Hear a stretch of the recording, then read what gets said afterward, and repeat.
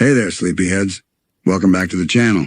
Before we drift into the untold story of the Great Mushroom War, I'd love to know, where in the world are you watching from tonight? And what time is it for you right now? Drop it in the comments below. It's always magical, seeing how far and wide this sleepy little community reaches. All right, lights low, blankets up.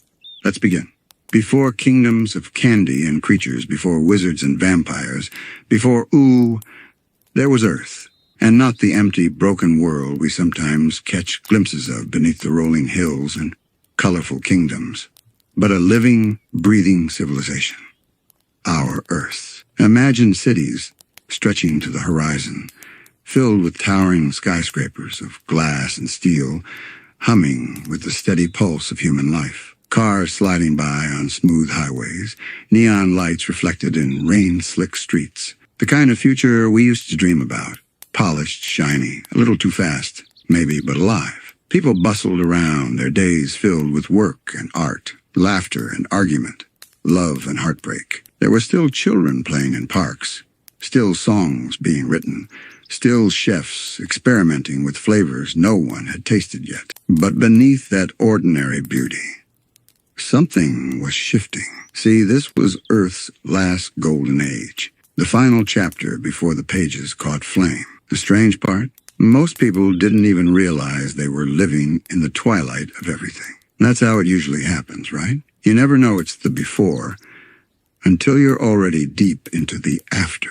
But there were signs, subtle cracks in the surface. The world had pushed itself further than it was ever meant to go. Science had stretched out into places it didn't fully understand. Deep in secret labs and underground bunkers, experiments blurred the lines between technology and something older, something stranger. Rumors whispered of artificial intelligences growing too smart, of ancient cosmic beings stirring awake, of governments flirting with powers they couldn't contain. And yet, above ground, life went on. The sun still rose, coffee still brewed, lovers still kissed in crowded train stations. Isn't that always the way? We move forward day by day, thinking the world can't possibly change that much overnight. But it can. And it did. One of the strangest things about this golden age was how close it sat to magic, without anyone really noticing. We don't know exactly when it happened. But somewhere along the way, magic and science brushed shoulders. Maybe it was always there, hiding in old forests, or deep beneath oceans. Maybe it slipped in through strange cosmic events, or maybe humanity opened a door it was never supposed to touch. What we do know is that by the time of the Great Mushroom War, the world was already full of oddities. Tiny rips in the fabric of reality, weird technology doing things it shouldn't. Strange creatures spotted in the wild. Did you know even before the bombs, there were places where you could walk into a meadow and come out somewhere entirely different? Whispers of the multiverse were already starting to form. And yet, through it all, Earth's people, ever stubborn, ever hopeful, kept living. Corporations kept building faster machines. Governments kept making bigger weapons and deep underground. Something was taking shape. Something that would change everything. It wasn't all dark, though. There were bright spots even then. Geniuses working late into the night, building things they hoped could save the world. People falling in love under city lights, families laughing over warm dinners, artists writing stories about distant stars, not knowing that their own world was about to become a story itself. And somewhere, far off in the wilderness, the roots of the strange world of Ooo were already starting to grow. Some historians believe that during this time, proto-candy life forms began appearing in isolated labs, early experiments with organic compounds that, well, may have eventually led to beings like Princess Bubblegum.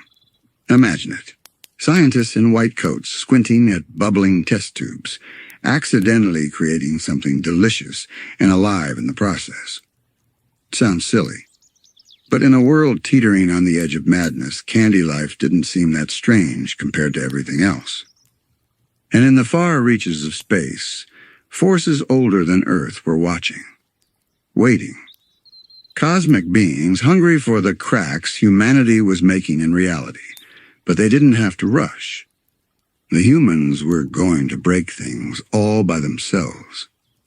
But right here, right now, in this first part of the story, let's just sit for a while with that golden glow of a world that still thought it had forever. Streetlights humming, distant thunder rolling over mountain ranges. Children falling asleep while their parents tucked them in, completely unaware that bedtime stories would one day be told in a land called Ooo by creatures made of candy, in a future where they would be nothing more than fossils, bones beneath the hills. But we're not there yet. Right now, we're standing at the edge of that golden age, watching the sunlight through tall windows, listening to music drifting from apartment balconies, feeling that quiet human hope. The kind of hope that makes you believe tomorrow will always come. The tragedy was, for most of them, it wouldn't. But like all golden ages, it couldn't last forever. In quiet corners of the world, people were beginning to ask dangerous questions. Questions like, what happens if we can't solve this energy crisis? What happens if we can't control the AI we've created? Or more troubling still, what happens if someone presses the button first?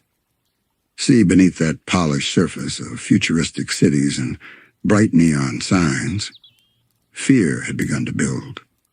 Not loud, not in the streets, no shouting protests, no sirens yet. Just quiet meetings in hidden rooms, secret committees, plans whispered behind closed doors. The world had split itself into alliances, superpowers gathering their scientists, their generals, their strange advisors who spoke in riddles and numbers. The kind of people who knew what was really coming but were too tangled in politics and pride to stop it. The Great Mushroom War wasn't something that happened by accident. It was built, slowly, carefully, like a house of cards reaching too high. Everyone knew it could fall, but no one wanted to be the one to stop stacking the cards. There were weapons unlike anything the world had ever seen. Bombs that could erase entire cities. Devices that could bend time itself, at least according to classified reports. And somewhere in the deep, echoing darkness of hidden bunkers, the mushroom bomb. Now, what was the mushroom bomb, really? Was it nuclear, biological, magical? The truth is, it may have been all three. It wasn't just about destruction. It was about transformation. About ending one kind of world to make room for another, whether by accident or intent. It's possible the mushroom bomb was designed as a last resort. A final, terrible solution if talks failed, if negotiations collapsed. And fail they did. But before we get there, let's breathe for a moment longer with what Earth used to be.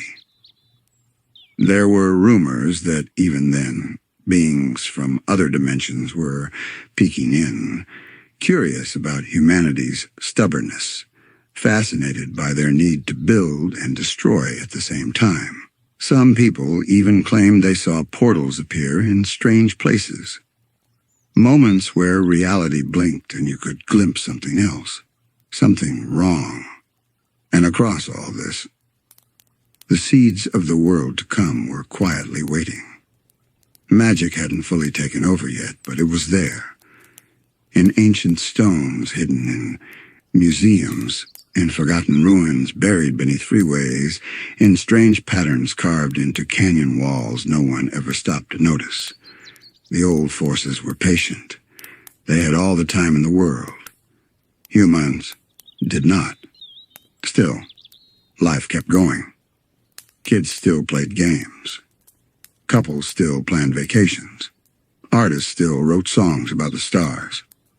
But outside their windows, the edges of the sky sometimes shimmered with colors that weren't supposed to be there. And there were creatures, even then, small, misshapen things spotted at night by hikers or late-night security guards. Things that didn't belong, flickering in and out of focus. Were they the first magical beings, experiments gone wrong, or maybe echoes of what the world would become, leaking backwards through time?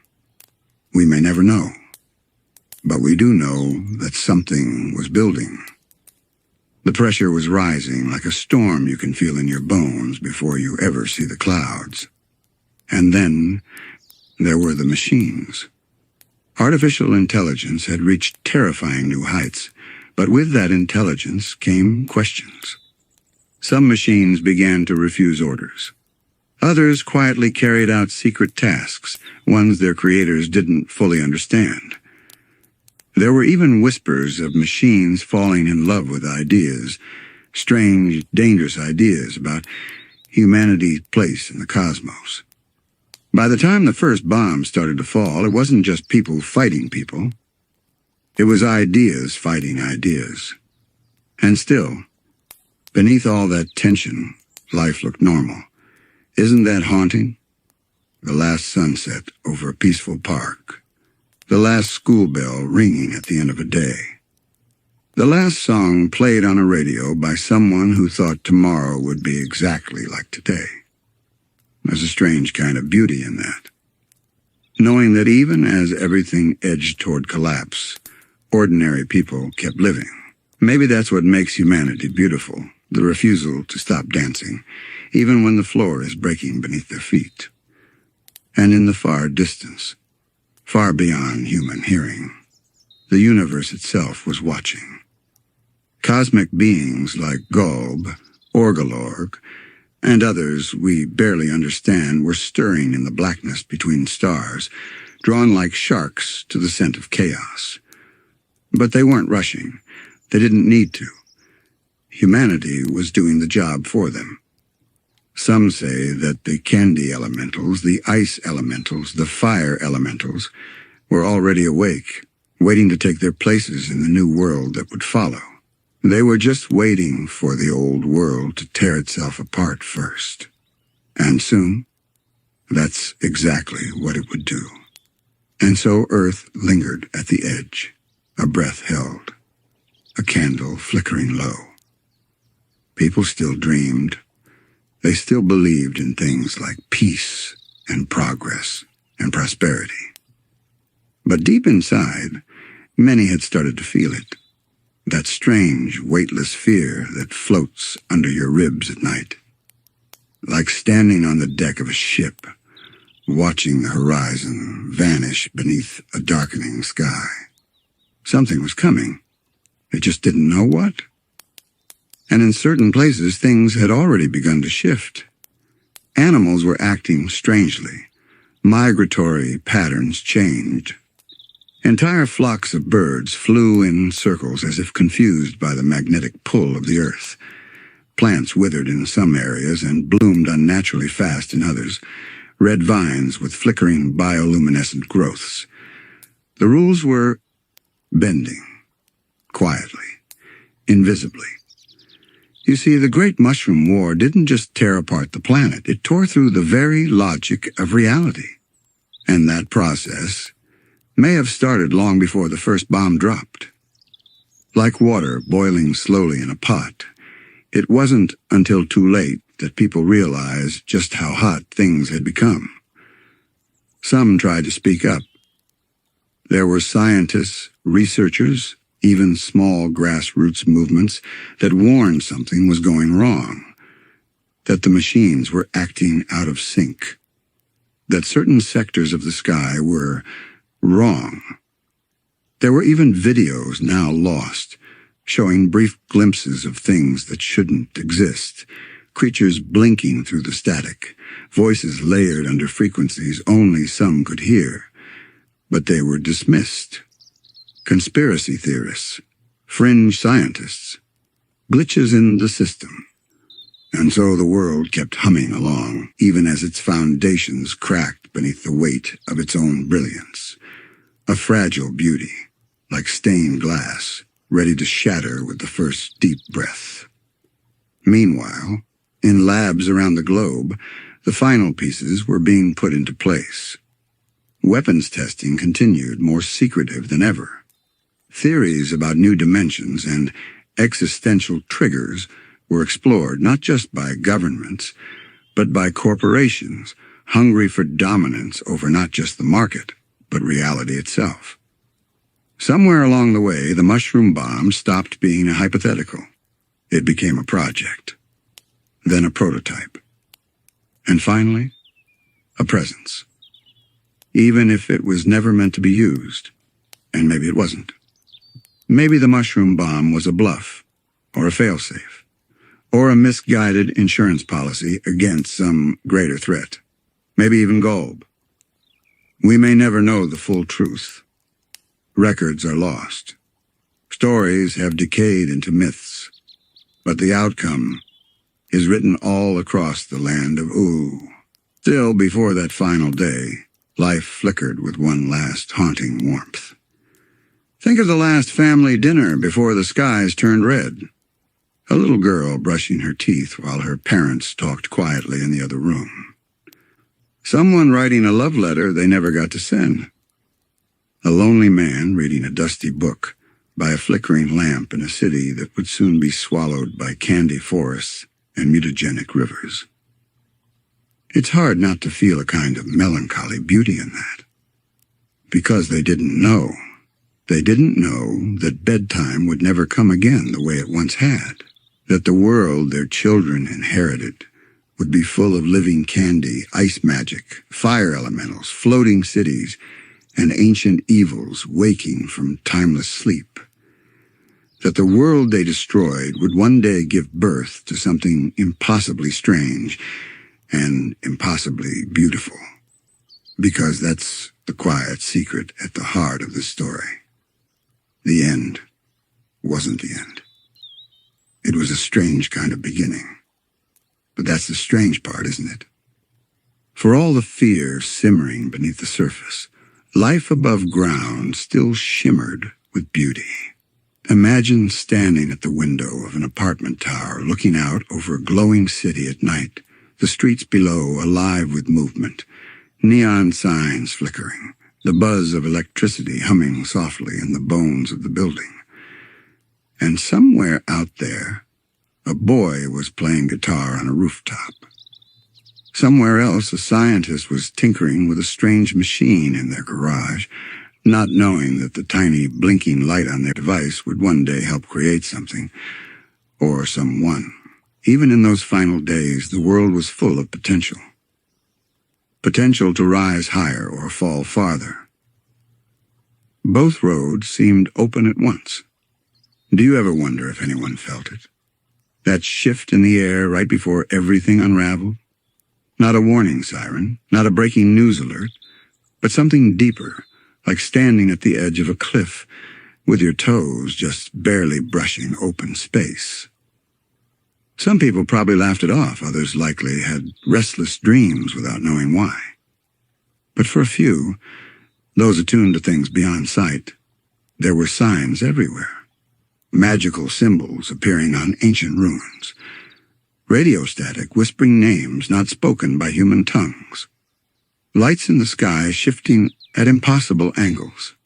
A reality that had been bending very slowly, now beginning to fold. And as science clawed at the mysteries of the universe, it got too close to things better left untouched. The fabric between worlds was thinner than anyone guessed. Human machines, in their search for order, accidentally sent ripples across that fragile boundary, and something began to notice. Forces older than stars, ancient beings like Golb and Orgalorg, observers of chaos, drawn to the trembling hum of existence on the brink. But it wasn't just them. In the far reaches of space, the great elemental powers stirred. The candy elemental, the fire elemental, the slime, the ice. Energies long dormant, waking like old gods stretching after a long sleep. each one destined to reshape the world, waiting for their turn to rise.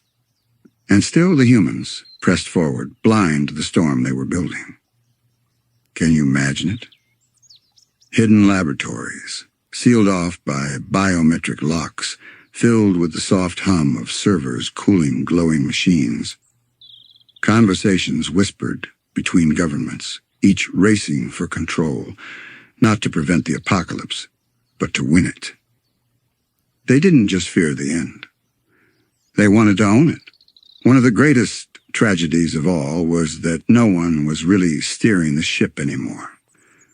Governments, companies, even brilliant minds were caught in systems too large to stop. It was as if everyone had started building a machine they didn't fully understand. And by the time they tried to hit the brakes, the machine wasn't listening anymore. And deep within that machinery, somewhere hidden, forgotten by most, was the mushroom bomb. It wasn't bright or flashy. It didn't hum with dramatic energy. It sat cold, patient, inevitable, like a match waiting to fall into dry grass. Not everyone was ignorant, though. There were scattered groups, rebels, visionaries, wanderers, who knew something was terribly wrong. Simon Petrikov was one of them. At that time, just a curious, slightly eccentric archaeologist. But he had already found it. The crown. Whispers of ancient power. Voices not entirely his own. And far away from the polished towers of modern cities, his story was beginning, like a tiny candle in a vast, dark room. And then there were the early mutations. Long before the Candy Kingdom, long before sentient clouds and talking dogs, there were strange reports. Children born with curious deformities, not frightening or grotesque, but odd. A glow to their eyes, a strange elasticity to their limbs, animals acting too clever, too aware. The world itself was changing before anyone fully realized what was happening. And just beneath the earth, the mushroom bomb waited, surrounded by cables, locked doors, security systems. And still, the engineers who built it didn't fully know what they had created. It wasn't just a bomb, it was a key, a doorway, an invitation to chaos itself. But that's the thing with doors. You can close them 1,000 times, but it only takes once to leave them open. And someone, soon, was going to open that door. Right now, though, just for this moment, we can linger at the edge, feel the last warmth of that golden world. A world so full of contradictions, brilliant but blind, hopeful but reckless, advanced but helpless against its own curiosity. So many people thought they were on the verge of solving everything. Poverty, disease, even death itself. But what they didn't know was that they were standing on the edge of something else entirely. Not progress, not salvation, but something wild, something broken, something beautiful and terrifying, waiting to be born from the ashes of all they had built. We're almost there now. The fuse is almost lit. And when we step into the next part of the story, we'll see exactly how that spark caught hold. But for now, just breathe. Close your eyes. Imagine those last city lights twinkling in the distance, one by one, winking out, as a new world waited behind the curtain of the old one. Soon, everything would change. Let's drift a little deeper now.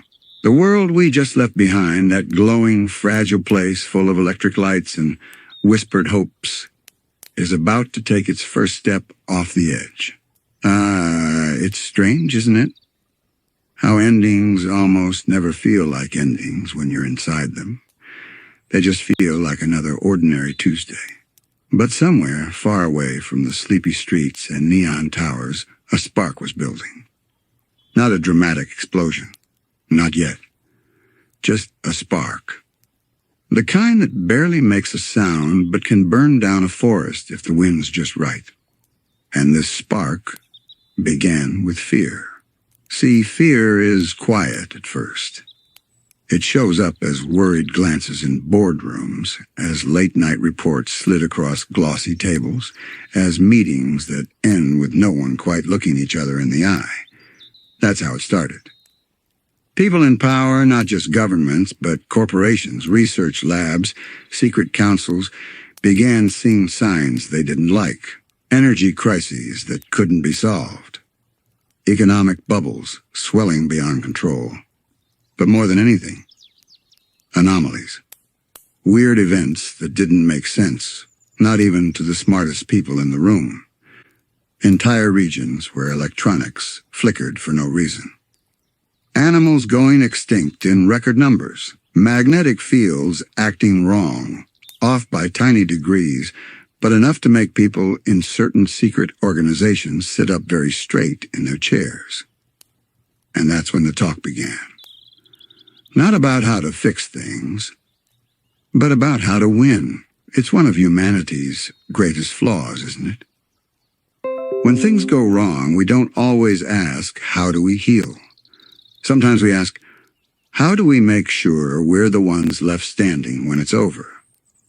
And so hidden programs began to take shape.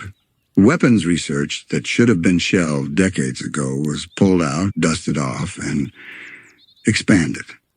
Not just nuclear, that was old news. Not just biological, too risky, too slow. They wanted something final. Something that would break the rules in a way that couldn't be undone. Enter the mushroom bomb. We don't know exactly who built it. Some say it was the work of a single rogue nation. Others believe it was a collaboration between old-world governments, desperate scientists, and private military contractors who no longer cared about paychecks, only survival. There are even wild theories that a machine designed it. A computer program running simulations over and over, finally spitting out a design that wasn't meant to preserve life, but to rewrite it entirely. Whatever the truth is, the mushroom bomb was unlike anything else before or since. It wasn't designed to destroy a city.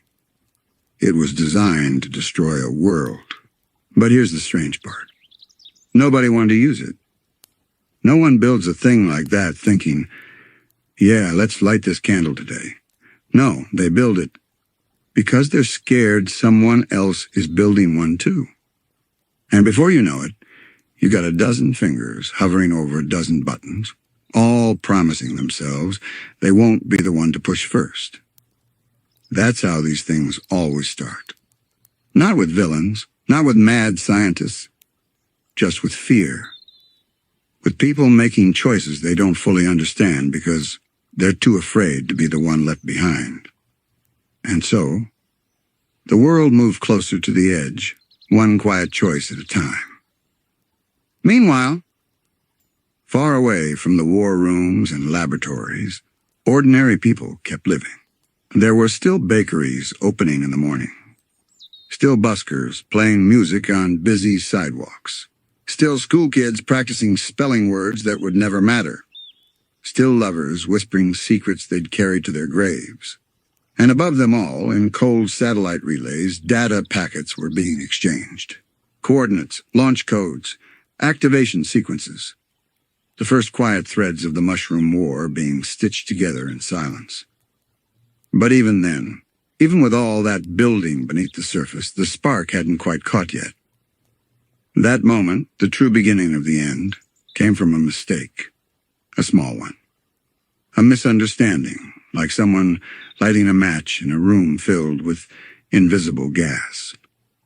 A missed signal, a satellite misinterpreting harmless data as a threat. Or maybe a frightened general somewhere who finally stopped caring about restraint. Some say it was deliberate sabotage. Others believe it was panic. Maybe we'll never know for sure, but what we do know is that once the first strike launched, the rest followed almost immediately. Because that's the rule of fear. It's contagious. The first sparks weren't fiery. They were data. flashing silently through fiber optic cables, humming across oceans, moving faster than thought. By the time anyone realized what was happening, it was already too late. And somewhere in the deep of the earth, the mushroom bomb sat, silent and waiting, like a sleeping giant finally being whispered awake. Some believe that the first bombs were conventional, nuclear weapons fired by frightened nations in retaliation for perceived threats. But conventional or not, it didn't matter. The moment the sky split open, the world's momentum shifted forever. Can you picture it? The first city to vanish. One moment alive with voices, footsteps, car horns, music drifting from a rooftop party. And the next, a roaring, blinding wall of heat flattening everything in its path. The news channels didn't even have time to catch up. By the time the first reporters started talking about missiles, the second wave was already in the air. Alarms blared in the streets, sirens that had gathered dust for decades suddenly screaming to life. People ran. Families tried to call each other. Messages were left unfinished on phones that would never ring again. But the mushroom bomb, that was something else entirely. It wasn't about winning. It wasn't about territory. It was about making sure no one walked away from the table. A final, desperate gesture, not of strength, but of surrender. A way of saying, if we can't have the world, neither can anyone else. But here's where things get really strange. Because when the mushroom bomb went off, it didn't just explode. It changed things.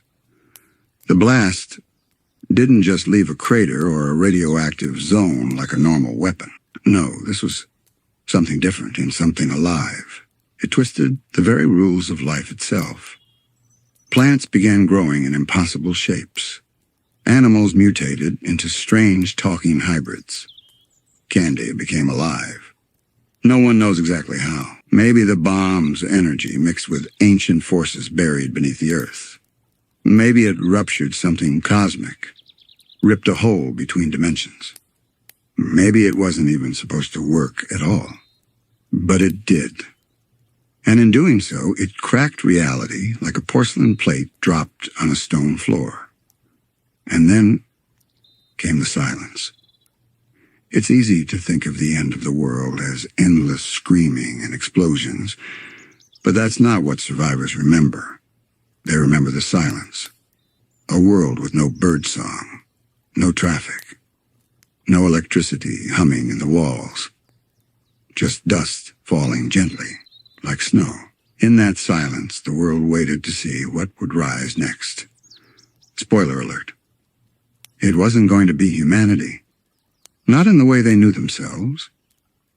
There were pockets of survivors, sure. People hiding in bunkers, families packed into basements, hoping the worst would pass. But what they didn't know was that the rules had already changed. The old order of atoms, DNA, time, all of it was unraveling, knitting itself into something new, strange, and often terrifying. And far above it all, high in the black sky, just beyond human sight, cosmic forces were watching. Gulb, perhaps, already twisting in the void, feeding on the chaos like a scavenger at the edge of a ruined feast. Orgalor, stirring with ancient hunger. The elementals already shifting into position to take over a planet that was being rewritten molecule by molecule. But down on Earth, for the people who were left, all they could think about was survival. Some tried to rebuild. Small outposts of humanity lit fires, rationed food, tried desperately to hold onto civilization. But they were fighting against the current of something much bigger than war. They were fighting against mutation itself. Whole forests grew overnight, twisted, tangled, filled with plants that watched you as you passed. Streams glowed with faint purple light. Cities that survived the blast were swallowed by strange vegetation, vines coiling around old skyscrapers like curious fingers exploring forgotten ruins. And through it all, things began to speak. Not radios, not humans. Objects, animals, candy. New life had been born, not just through radiation, but through something older, something magical, something wrong. That's what the mushroom bomb had done.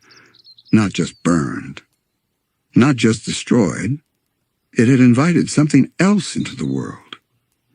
And with that invitation came the first glimpses of the Land of Ooo. The people who survived those first few weeks must have felt like they had woken up in someone else's dream, or maybe a nightmare wearing the mask of something whimsical. Imagine stepping out of a cracked bunker door, expecting ash and ruin, and instead finding color. Not the color of healthy grass or bright flowers, but weird color. Skies too purple. Leaves too red. Things moving in the shadows that shouldn't be moving. Like the planet itself was waking up confused, not sure if it was supposed to be beautiful or horrifying. That's what the mushroom bomb left behind. A world halfway between a garden and a graveyard. And soon the mutations weren't just in the plants and animals. They were in people, too. Some adapted, either by accident or by strange, ancient magic rising through the cracks. Some changed in body, others in mind. There were stories of survivors speaking in strange languages they didn't know, of humans whose shadows moved independently, of children whose laughter echoed long after they were gone. Some of these survivors, they wouldn't stay human for long. Meanwhile, far beneath the broken earth, things stirred. Creatures that once lived in deep places began crawling up toward the surface. Beasts with too many eyes. Creatures that dripped with strange glowing fluids. They weren't just products of radiation. They were the result of something deeper, something cosmic. See, the mushroom bomb didn't just break the world. It called out to things that had been waiting. It rang like a bell through the fabric of reality, and old things heard it. Ancient beings that had watched from the edges of creation, hungry, patient, curious. Some people think that's when Gaul began to truly focus on this world. Not because it wanted conquest, not because it wanted power, but because chaos is drawn to chaos. And Earth had just become the noisiest, messiest room in the entire multiverse. It was like lighting a candle in a room filled with moths. They couldn't help but come closer. But not everything that woke up was evil. Some forces stirred with the desire to create, not just destroy. The candy elemental, for example, already ancient, but now fully awake, beginning to shape what would one day become the Candy Kingdom. What started as a few strange, bubbling chemical accidents in old labs would soon become living, sentient beings made entirely of sugar and smiles. But at this stage, it was chaos. Sweet, sticky chaos. Entire rivers of glowing syrup flooded old streets. Creatures made of gelatin stumbled through the ruins of shopping malls. Twisted forms of candy, not yet as cute or friendly as the ones we'd meet later in Ooo, wandered like lost animals under flickering neon signs. It was beautiful and terrifying, and most of all, wrong. Delightful in a way that made your skin crawl. And all across the shattered continents, pockets of humanity either hid or adapted. Some sought out these new strange forces, hoping for salvation. Others tried to destroy them, failing miserably. A few just sat and watched the sky quietly going mad. Then there were the early factions. Groups of survivors gathering together, each with their own wild beliefs about what had happened. Some worshipped the mutated world, believing the mushroom bomb was divine punishment or strange salvation. Others tried to recreate old governments, setting up makeshift radio towers and broadcasting desperate messages out into the void. Most never got answers. And still, beneath it all, the machines hummed on. Old satellites, barely functioning, still looped old programs and weather reports long after the cities they served were gone. Artificial intelligences deep underground carried on with forgotten tasks, running maintenance cycles on systems no human would ever see again. It was as if the old world didn't quite know it was dead yet. Somewhere out there, Simon Petrikov wandered through the ruins with Marceline, carrying not just her little body, but the weight of knowledge he couldn't quite understand yet. He knew about the crown. He knew it spoke to him in whispers. But he didn't know what was coming for him next. That part of the story we'll visit later. For now, let's stay in this part of the chaos, this messy, colorful, broken moment where humanity was slipping into myth, where the past and future collided in weird, sticky bursts of candy storms and neon lightning. The world wasn't ending. It was changing into something no one could have predicted, something terrifying, something beautiful, something ooh. And through all of it, the old world was slipping quietly into legend. As more time passed, the last surviving humans started to look less like the architects of civilization and more like confused guests at someone else's party. They didn't recognize the forest that grew around them. They didn't understand the strange creatures that blinked into existence between ruined apartment buildings. Even time itself began to stretch and twist in places, whole afternoons folding in on themselves, while other regions slipped into what felt like permanent twilight. The survivors split into groups. Some chose isolation, carving out lonely shelters in mountains or underground bunkers, living on canned food and old stories. Others ventured into the new sticky wilderness, hoping somehow that by embracing the weirdness, they'd find a place to belong. But belonging was a strange thing in this new world. The early candy beings were barely conscious at first, lumps of sugar and color rolling around, merging with puddles of syrup or crawling over half-buried cars. Some melted away. Some grew, evolved, began to speak. Not well, not yet, but words came slowly, like toddlers learning how to shape sound into meaning. One of those early beings would one day be known as Princess Bubblegum. But right now, she was still years away from becoming anything like the careful, calculating ruler we'd come to know. Elsewhere, other forces stirred. Fire began reclaiming certain places, fueled by deep underground vents cracked open by the war. Ice crept down from shattered mountaintops, curling over abandoned highways. It was as though the planet itself was trying to balance out the chaos, elemental forces moving in to claim what humanity had left behind.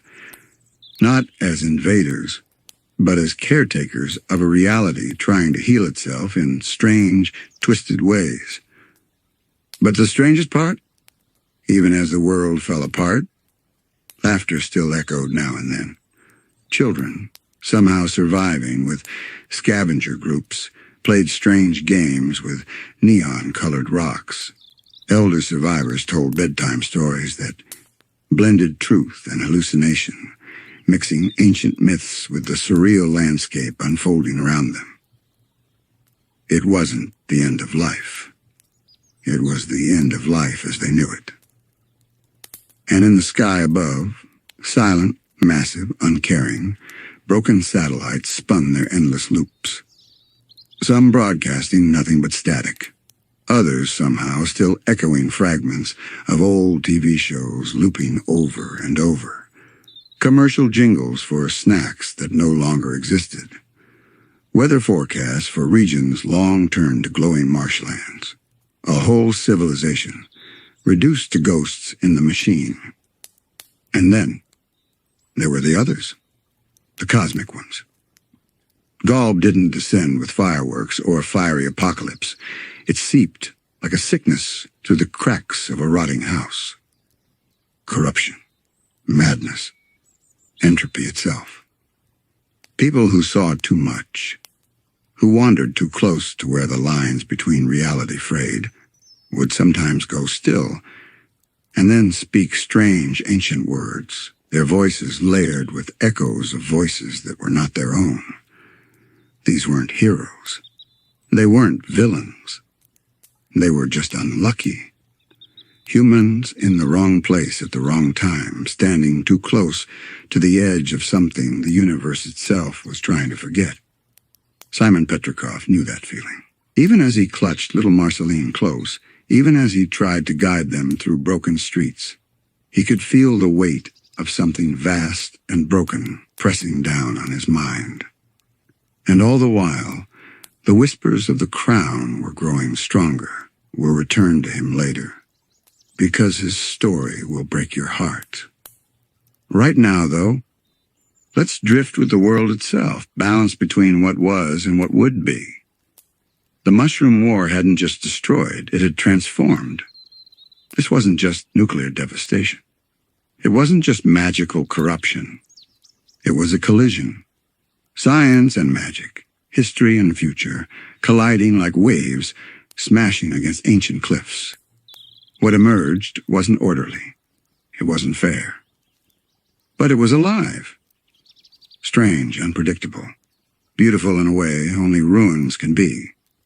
And from that strange birth came the Land of Ooo. Not immediately. Not neatly. But growing slowly, like wild vines curling over the bones of something that once stood proud. The humans who survived, they would scatter.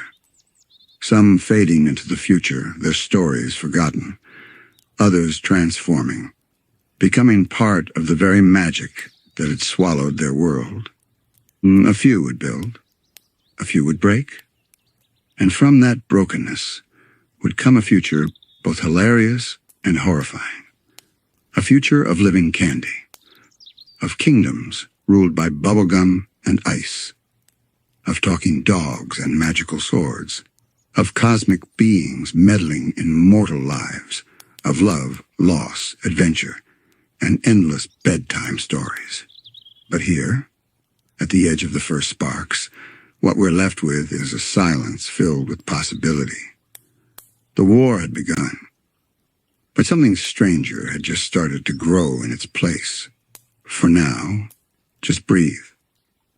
The night is long, but you're not alone. We're in this story together, and there's so much more to tell. Let's go back now. Not to the quiet planning rooms or the gentle decay of old civilizations, but to the day it actually happened. The day the sky caught fire. The day the world burned. It wasn't a single event, not really. Not one neat mushroom cloud rising over a single city. No, it was messy. It was chaos, pure and simple. We don't have a full record of where the first bomb dropped. Some say it was over a major city, some political center that no longer exists. Others say it was out in the ocean, a warning shot that nobody listened to. But the details of the first strike don't even matter anymore.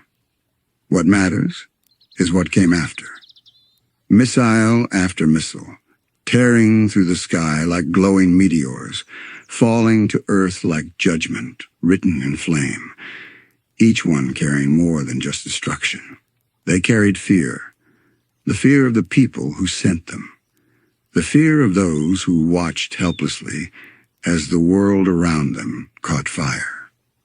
The fear that whispered, if we don't use ours now, we'll never get the chance. Cities vanished in seconds. Places filled with memories. Cafes where lovers met. Classrooms where students daydreamed. Hospitals where new life was supposed to begin, all gone, replaced by towers of boiling smoke. And yet, the world didn't go quietly. The earth fought back in its own wild, broken way. The strikes triggered earthquakes deep beneath ancient, sleeping fault lines. Volcanoes that hadn't erupted in thousands of years suddenly came roaring back to life, spilling molten rivers over landscapes already scorched by nuclear fire. It wasn't just war anymore. It was nature itself cracking apart under the weight of human mistakes. And then, in the middle of all this noise, the mushroom bomb was deployed. We still don't know who gave the order. Maybe no one did. Maybe it was a machine following old instructions long forgotten by its creators. Or maybe, in the final moments of sanity, someone chose to let it go, thinking they could hit some twisted cosmic reset button on the whole mess. But whatever the reason, when the mushroom bomb went off, the world didn't just shatter, it changed. It wasn't like the other explosions. It wasn't a single flash of light or a mushroom cloud blooming into the sky. It was stranger. The detonation rippled outward like a broken film reel melting in a projector. Time staggered. Reality folded. Colors bled into each other, sharp edges of objects melted like wax sculptures in a furnace. And from that melted, twisted instant, the world began to forget what it used to be. Not everywhere, not all at once, but in patches, little bubbles of wrongness spreading outward. One town might be reduced to ash, while the next was overtaken by strange, crystalline growths that reflected the ruined sky like shattered mirrors. Old radio towers buzzed with impossible frequencies. Rivers ran backwards. Fish grew legs. Dogs started talking. And for the survivors, it was unbearable. Not just because of the destruction, but because nothing made sense anymore.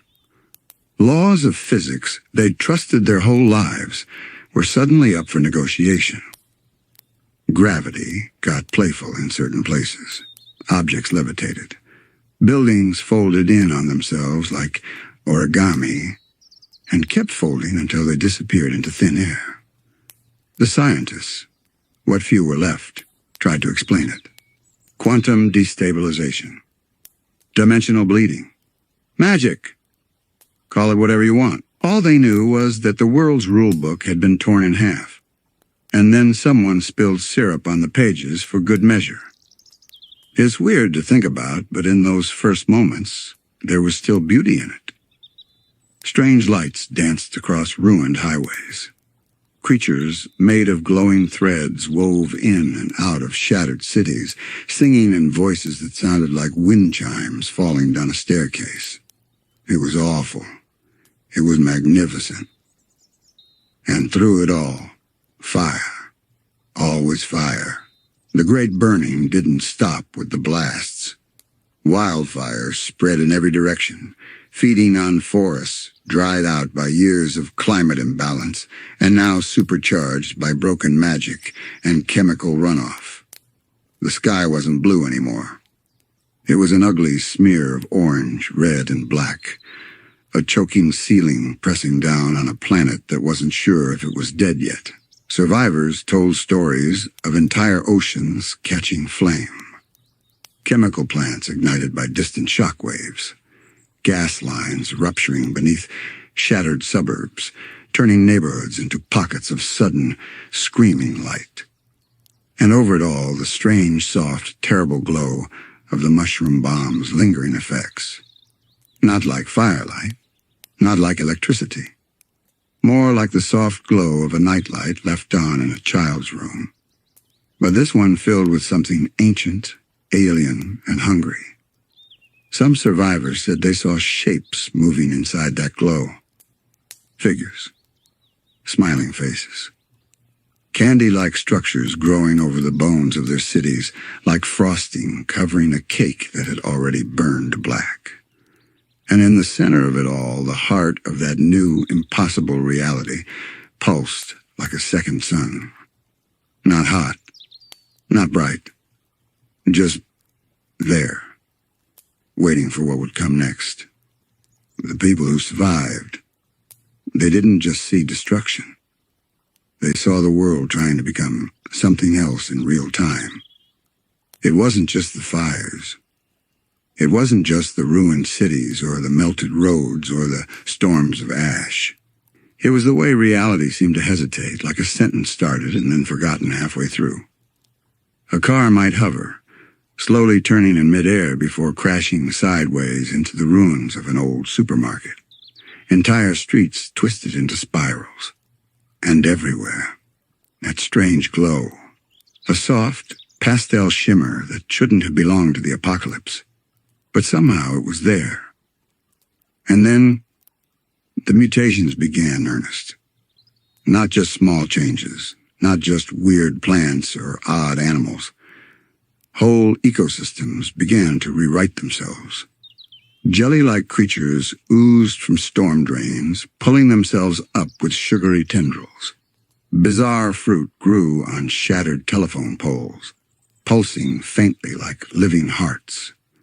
And in places where the mushroom bomb's strange fallout had pooled thickest, the ground itself rippled like water when stepped on, giving way to sticky, bubbling terrain. And it wasn't silent anymore. The quiet that came right after the blast was giving way to something worse, laughter. Not joyful laughter, not fully.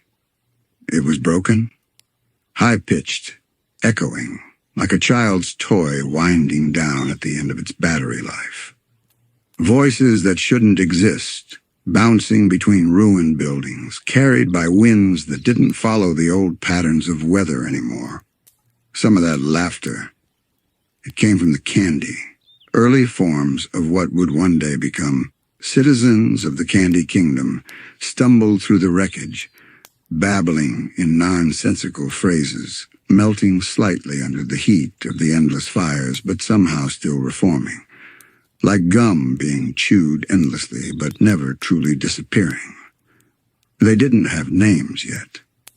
No rulers, just instinct. Move, melt, reform. Laugh, repeat. And people saw this. Imagine being one of those early survivors, crouched behind the twisted frame of an old bus, watching a blob of half-melted taffy crawl across the blackened pavement, mumbling fractured nursery rhymes to itself. Do you run? Do you scream? Do you pray? Or do you sit there, stunned, because it's too much for your brain to make sense of? Meanwhile, far below the surface, old machines were still running. Automated defense grids triggering on empty skies. Satellites blinking on and off, desperately searching for command signals that would never come. Factories, half buried in collapsing earth, still churned out products for stores that no longer existed. Conveyor belts slowly pushing cans of food into nothingness, their labels stained by soot and time. This was the sound of civilization collapsing, not in one loud crash, but in a million tiny, pathetic, unfinished routines. Like someone pulling the plug on an old computer, leaving all the programs open, mid-task, frozen in time. And then came the rain. Not water, not exactly. It was sticky in places, thick in others, pink, green, translucent yellow. Candy rain. Or maybe it wasn't rain at all. Maybe it was the broken remains of the atmosphere, reworking itself into something new. Either way, it didn't fall evenly. In some places, it came down in sheets, coating trees, cars, and people in warm, syrupy layers. In others, it was just a gentle drizzle of glowing sugar droplets that shimmered faintly in the gloom. And that's when the world truly stopped being Earth. It wasn't just a ruined version of the old planet anymore. It was something other. Not dead, not alive, just becoming. changing into something no human could have predicted. But not everyone saw beauty in that change. For the survivors, it was terrifying. The ones who escaped the first fires found themselves running through landscapes that no longer obeyed reason. Forests with branches shaped like candy canes but sharp as razors. Hillsides that pulsed with unnatural warmth, like living creatures too large to see fully. Rivers that smelled of melted marshmallow but burned the skin like acid. And in the middle of all this surreal horror, people still tried to survive. Scavengers picking their way through twisted wreckage, searching for cans of beans in what used to be department stores. Families huddled together in subway tunnels, lighting scraps of plastic for warmth. A few wandering philosophers sitting on these skeletons of skyscrapers, laughing at the absurdity of it all, their sanity slipping through their fingers like loose sand. And through it all, fire. Fire everywhere. Not just the red-orange flame of old-world gasoline, but strange new fires burning green, blue, and pink. Colors that shouldn't exist in flame. Colors that flickered in and out like bad reception on an ancient TV. It was beautiful. It was wrong. It was the end of something old, and the birth of something no one could name yet. And in that broken, burning world, one sound began to rise above the chaos. Soft, sticky, echoing. Laughter. Not human laughter anymore. Something new. Something waiting to build itself a kingdom. But it wasn't all laughter. Not all of it was sweet or funny. Some of it was wrong. Laughter that didn't match any living creature's voice. Laughter that seemed to come from the cracks in broken walls or drift on the wind like static. Whispers layered beneath it. Half-formed words from beings that didn't yet know how to speak properly in this world. And that's where the true horror started to take shape. Not the bombs, not the flames, but the feeling that the world wasn't just broken, it was haunted. Haunted not by ghosts of the dead, but by the twisted echoes of what should have been. Old TV signals flickering between advertisements for candy cereal, and strange symbols no one recognized. Street signs melting into puddles that formed unfamiliar alphabets. Voices whispering things like nursery rhymes, but the words were wrong, like someone trying to remember a lullaby from a forgotten dream. And the survivors? They carried that sound with them wherever they ran. Didn't stop. No matter how far they fled, no matter how deep underground they went, the world was humming softly, like a broken speaker left on just a little too loud. But in the middle of that wrongness, something else was growing. Life? Twisted, strange, sticky life. Not just plants and animals anymore, but societies. Weird early clusters of living things gathering together in strange little pockets of the world, forming the first hints of what would one day be kingdoms. In the ruins of old suburbs, beings of gelatin and frosting wandered together, rolling over the melted remains of toys and playground equipment, forming weird communities with rules no human could understand. They didn't have language yet, but they moved in patterns. They shared space. They made odd echoing sounds together like chants or songs, but incomplete ones like fragments of something ancient trying to be remembered. And in one particular place, in the wreckage of an ancient laboratory, something was beginning to stir. The candy elemental was waking up. We don't know exactly how it started.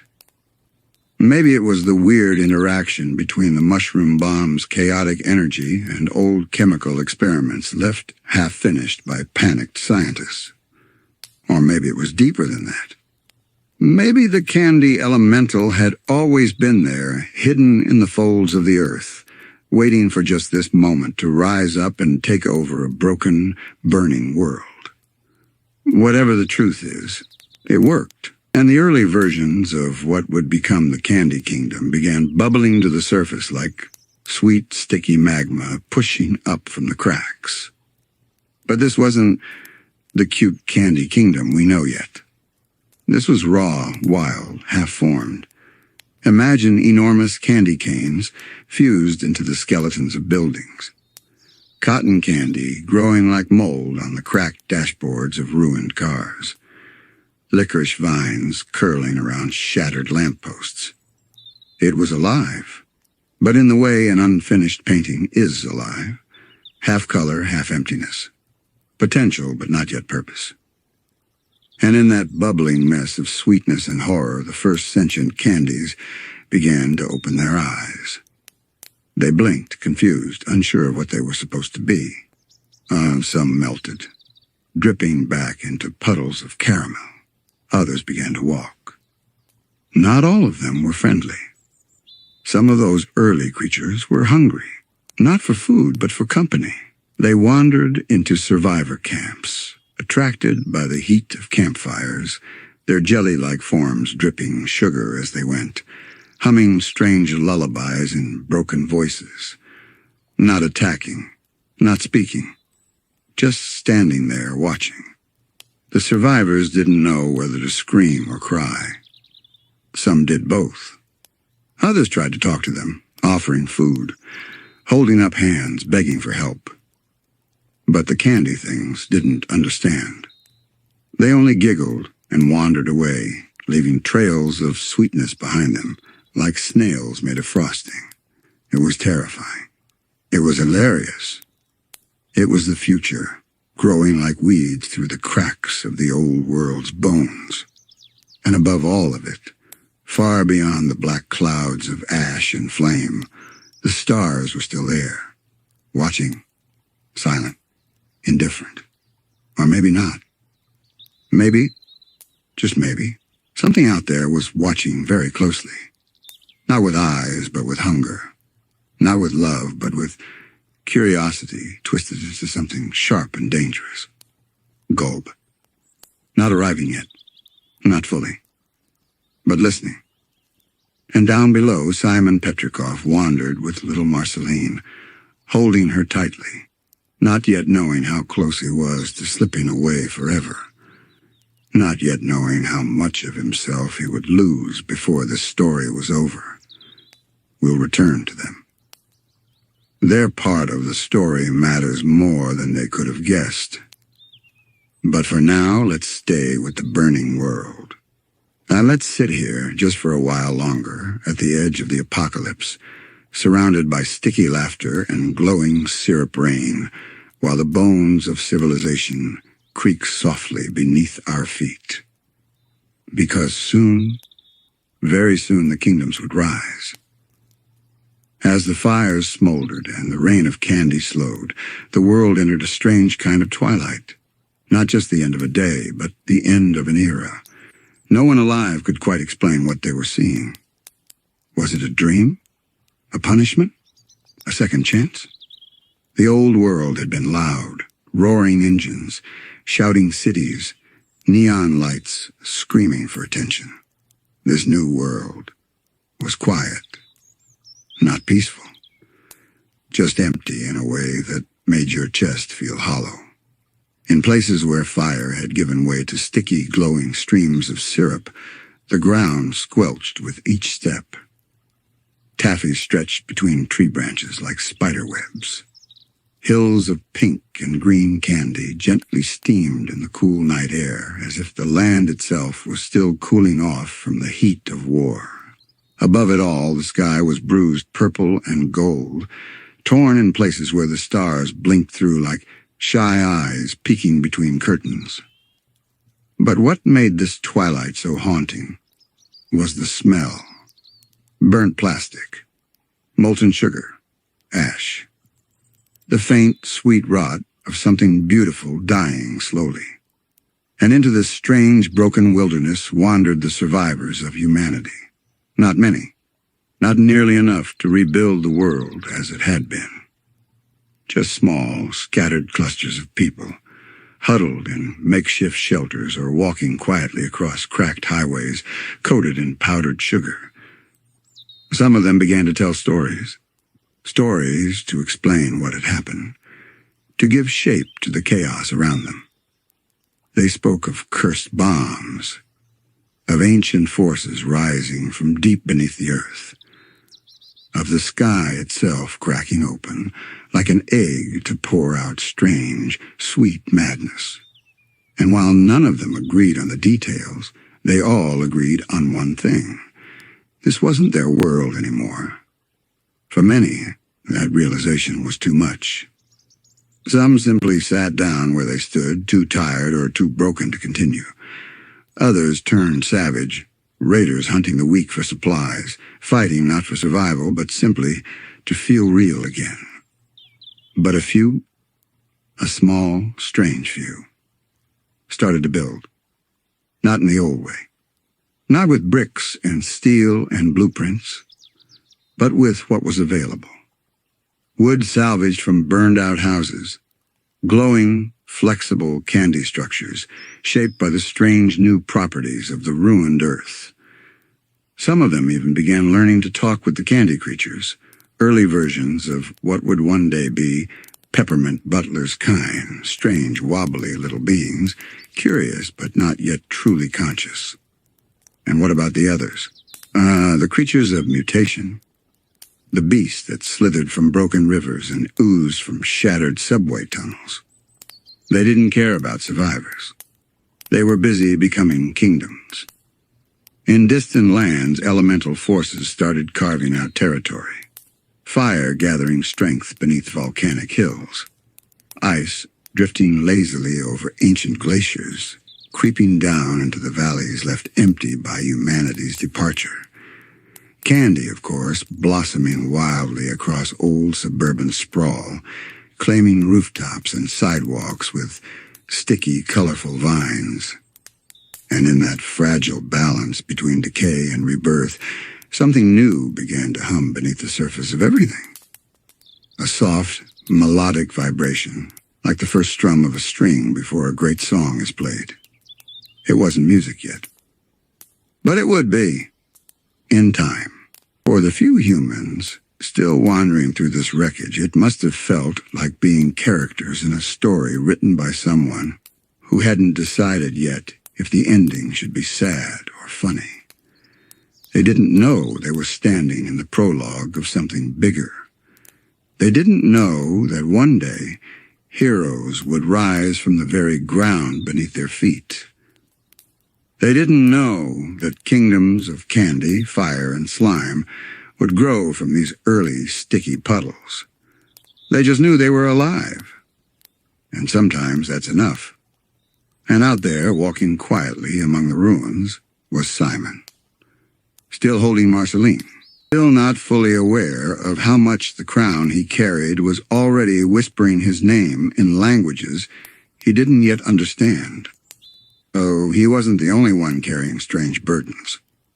All across the wreckage of the world, artifacts of impossible power were buried beneath rubble, waiting to be discovered. The crown, ancient books, mystical relics, forgotten spells drifting through the air like old perfume. The old world wasn't just gone. It was haunting the bones of the new one. Its songs, its technology, its weapons, all still flickering beneath the surface, waiting for someone to be foolish or brave enough to find them again. And so the world burned. Not cleanly, not completely, but in fits and starts, with strange laughter echoing through the ruins and sticky footprints marking the pathways towards something future historians would one day call the Land of Ooo. But that's a story for another segment. Right now, just breathe. We made it through the fire together. Rest easy, traveler. The worst of the burning is behind us now. And the strangest parts, are yet to come. As the fires cooled and the first strange kingdoms began to bubble up from the bones of the old world, something else was rising too. Not just candy kingdoms or crystalline forests, but mutants and monsters. Things that should not have survived, but somehow did. See, the mushroom bomb hadn't just broken the world's shape, it had broken its rules. DNA wasn't behaving anymore. Atoms were meeting each other like strangers at a wild party, rearranging themselves into shapes that had no business existing. And magic... oh, magic was waking up too, sliding through the cracks of broken technology like oil creeping across a shattered floor. The result? Creatures. Big ones, small ones. Creeping, crawling, slithering, walking, talking, roaring, giggling. Some were old animals twisted into new forms, dogs with too many legs, birds that sang backwards, fish that grew limbs and wandered inland, confused by their own existence. Others were new, born from nothing. Spontaneous life springing up in puddles of chemical runoff or curling into shape from clouds of glittering spores drifting on sticky winds. They didn't all come at once. It wasn't like one day there were none, and then suddenly everything was monsters. It was gradual, like the rising tide before a storm. One by one, strange forms would appear in the distance. A deer with candy cane antlers. A rabbit with glowing, translucent skin, bones flickering like lightning trapped inside jelly. A slug the size of a house, dragging itself through the ruins of an old shopping mall, leaving behind a steaming trail of neon green goo. And just like that, the world wasn't empty anymore. But not all of these creatures were dangerous. Some were just confused. Like children born into a world with no parents, no one to tell them what to do, wandering wide-eyed through landscapes that didn't care whether they lived or died. Others, though, they adapted fast. Mutant wolves with extra mouths along the sides, forming hunting packs. Insects that shimmered with electric pulses, swarming over broken bridges, crackling like static with every beat of their wings. Things with far too many eyes peering out of collapsed buildings, watching everything with patient, predatory hunger. But the worst part? The smart ones. Not talking, not yet, but thinking, learning, adapting. Some forming crude groups, stalking survivors not out of hunger, but curiosity. The world wasn't dying. It was changing hands, passing from the age of humans to the age of mutants and monsters. The few human survivors that remained quickly realized that it wasn't just the strange candy creatures they had to fear. It was these new beasts, these broken, beautiful mistakes of nature, growing stronger by the day. And here's the terrifying thing. Some of them were beautiful, horribly beautiful, like nightmares dipped in glitter. Massive serpents coiling around the remains of skyscrapers, their scales shimmering with colors that hurt to look at for too long. Birds the size of cars with feathers like stained glass, eyes too intelligent for comfort. Whole forests that moved when no one was looking, roots pulling themselves loose, wandering across the cracked landscapes in search of water or shelter, dragging colonies of glowing insects along for the ride. And still the laughter of half-formed candy beings echoed somewhere in the background, blending sweetness with the threat of sharp teeth in the dark. But among the mutants, some began to organize. Not because they were building civilizations yet, but because instinct was pushing them to flock together. Big protects small. Fast protects slow. Weird protects weird. It started with small groups, one-legged lizards huddling near the heat vents of collapsed industrial plants. But soon, larger groups began forming territories. Creatures that had never existed before were suddenly defending places, not out of loyalty, but because the strange new world taught them that survival meant holding your ground. And through it all, faint trails of candy growth crept through the ruins, mingling with this wild ecosystem, like vines curling around ancient bones. It wasn't war yet. It wasn't kingdoms yet. It was potential. The potential for something ancient and new to rise from the ashes. It was a world without maps now. Road signs meant nothing. Cities had no names anymore, just shapes lost under rolling fog and shifting plants. And beneath it all, the quiet hum of strange power rising like the first distant notes of a song not yet ready to be sung. This was the rise of the mutants, and their story was only just beginning. As the mutants multiplied and strange new creatures explored the burned-out skeletons of civilization, something else was starting to happen, something almost hopeful in a twisted kind of way. Communities. Not human ones. Not yet. But the beginnings of territory. The beginnings of rules. Not spoken, not written, but instinctive. In the melted remains of old shopping centers, mutant creatures began gathering together like flocks of birds circling a pond. Some preferred the warmth of industrial ruins, places where old machinery still sparked and glowed, where leaking pipes hissed with chemical steam. Others wandered to the outskirts where the wild, candy-tainted forests were slowly overtaking empty suburbs, curling pastel vines around streetlights and mailboxes.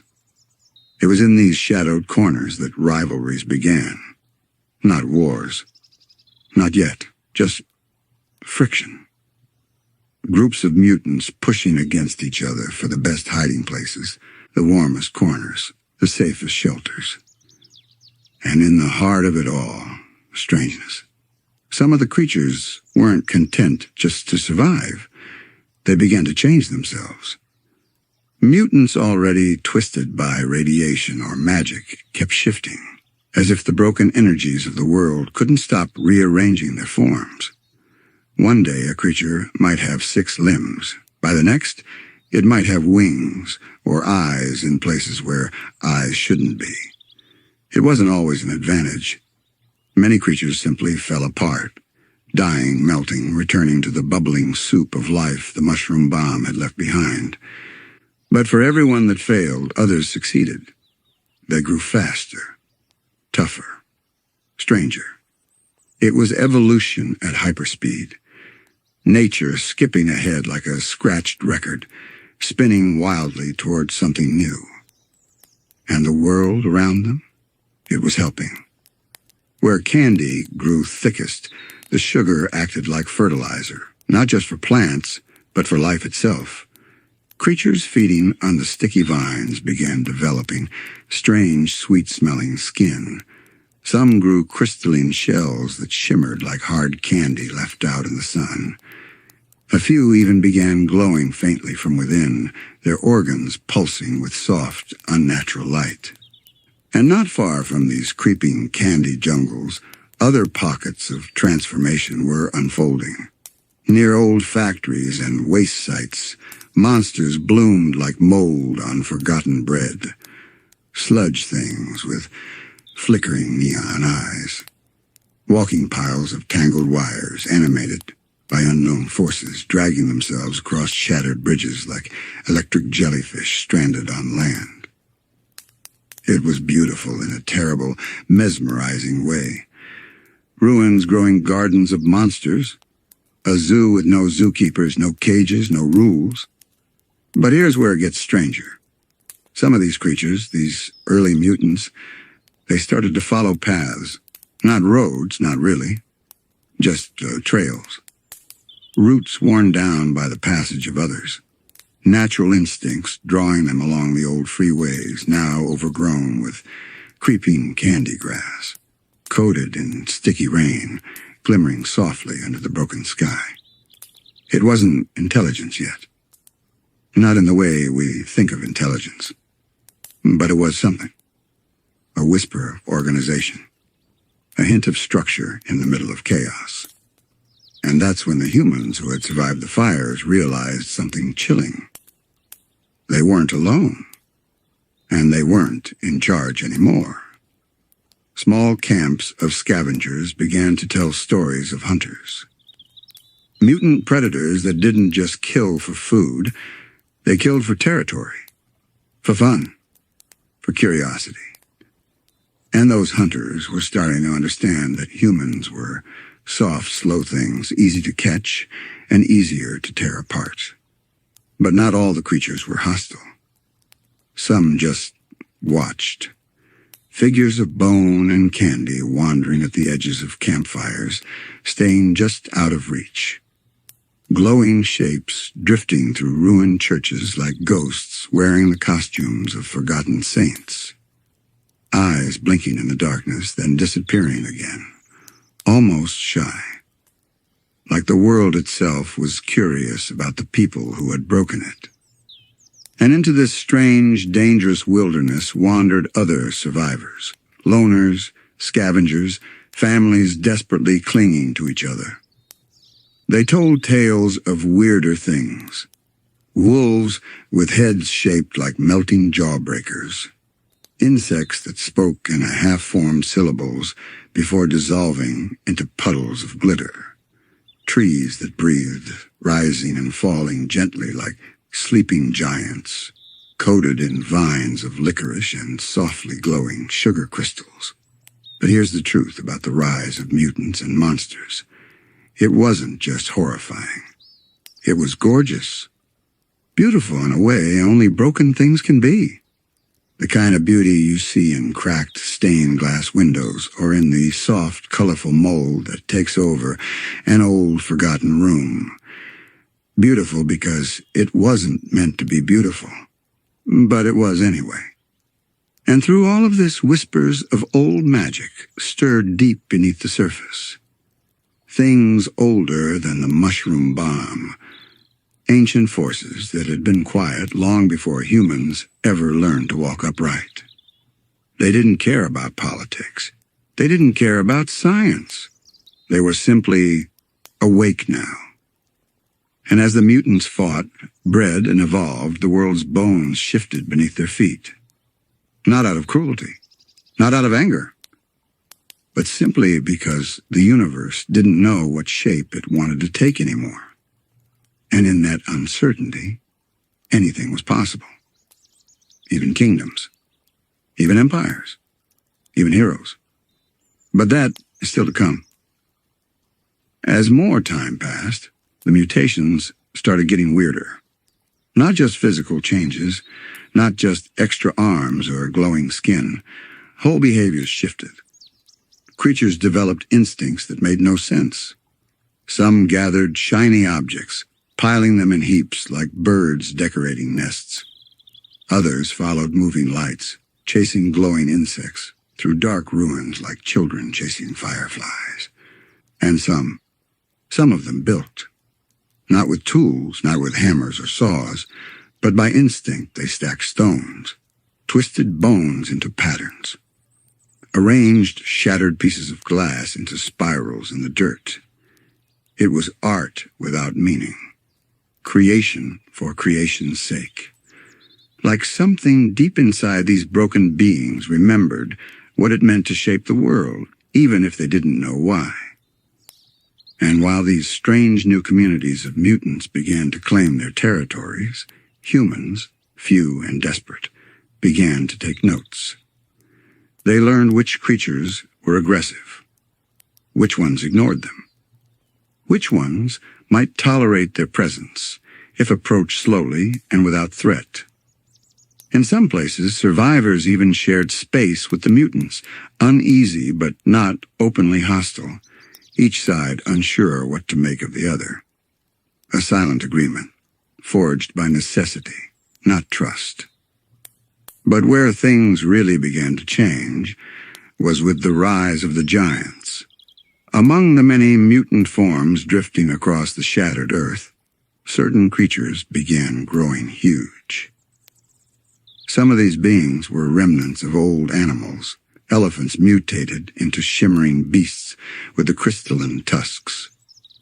Others were brand new, shapeless blobs of glowing jelly, as tall as the ruins of old department stores, pulsing softly, as if breathing through 1,000 unseen mouths. One of the strangest and most feared was called by survivors the crawling thing. No one knew what it really was. It moved like an avalanche, but made of legs and bones and strange flashing eyes. Whenever it appeared on the horizon, entire groups of survivors fled in the opposite direction. It didn't follow for long. It didn't need to.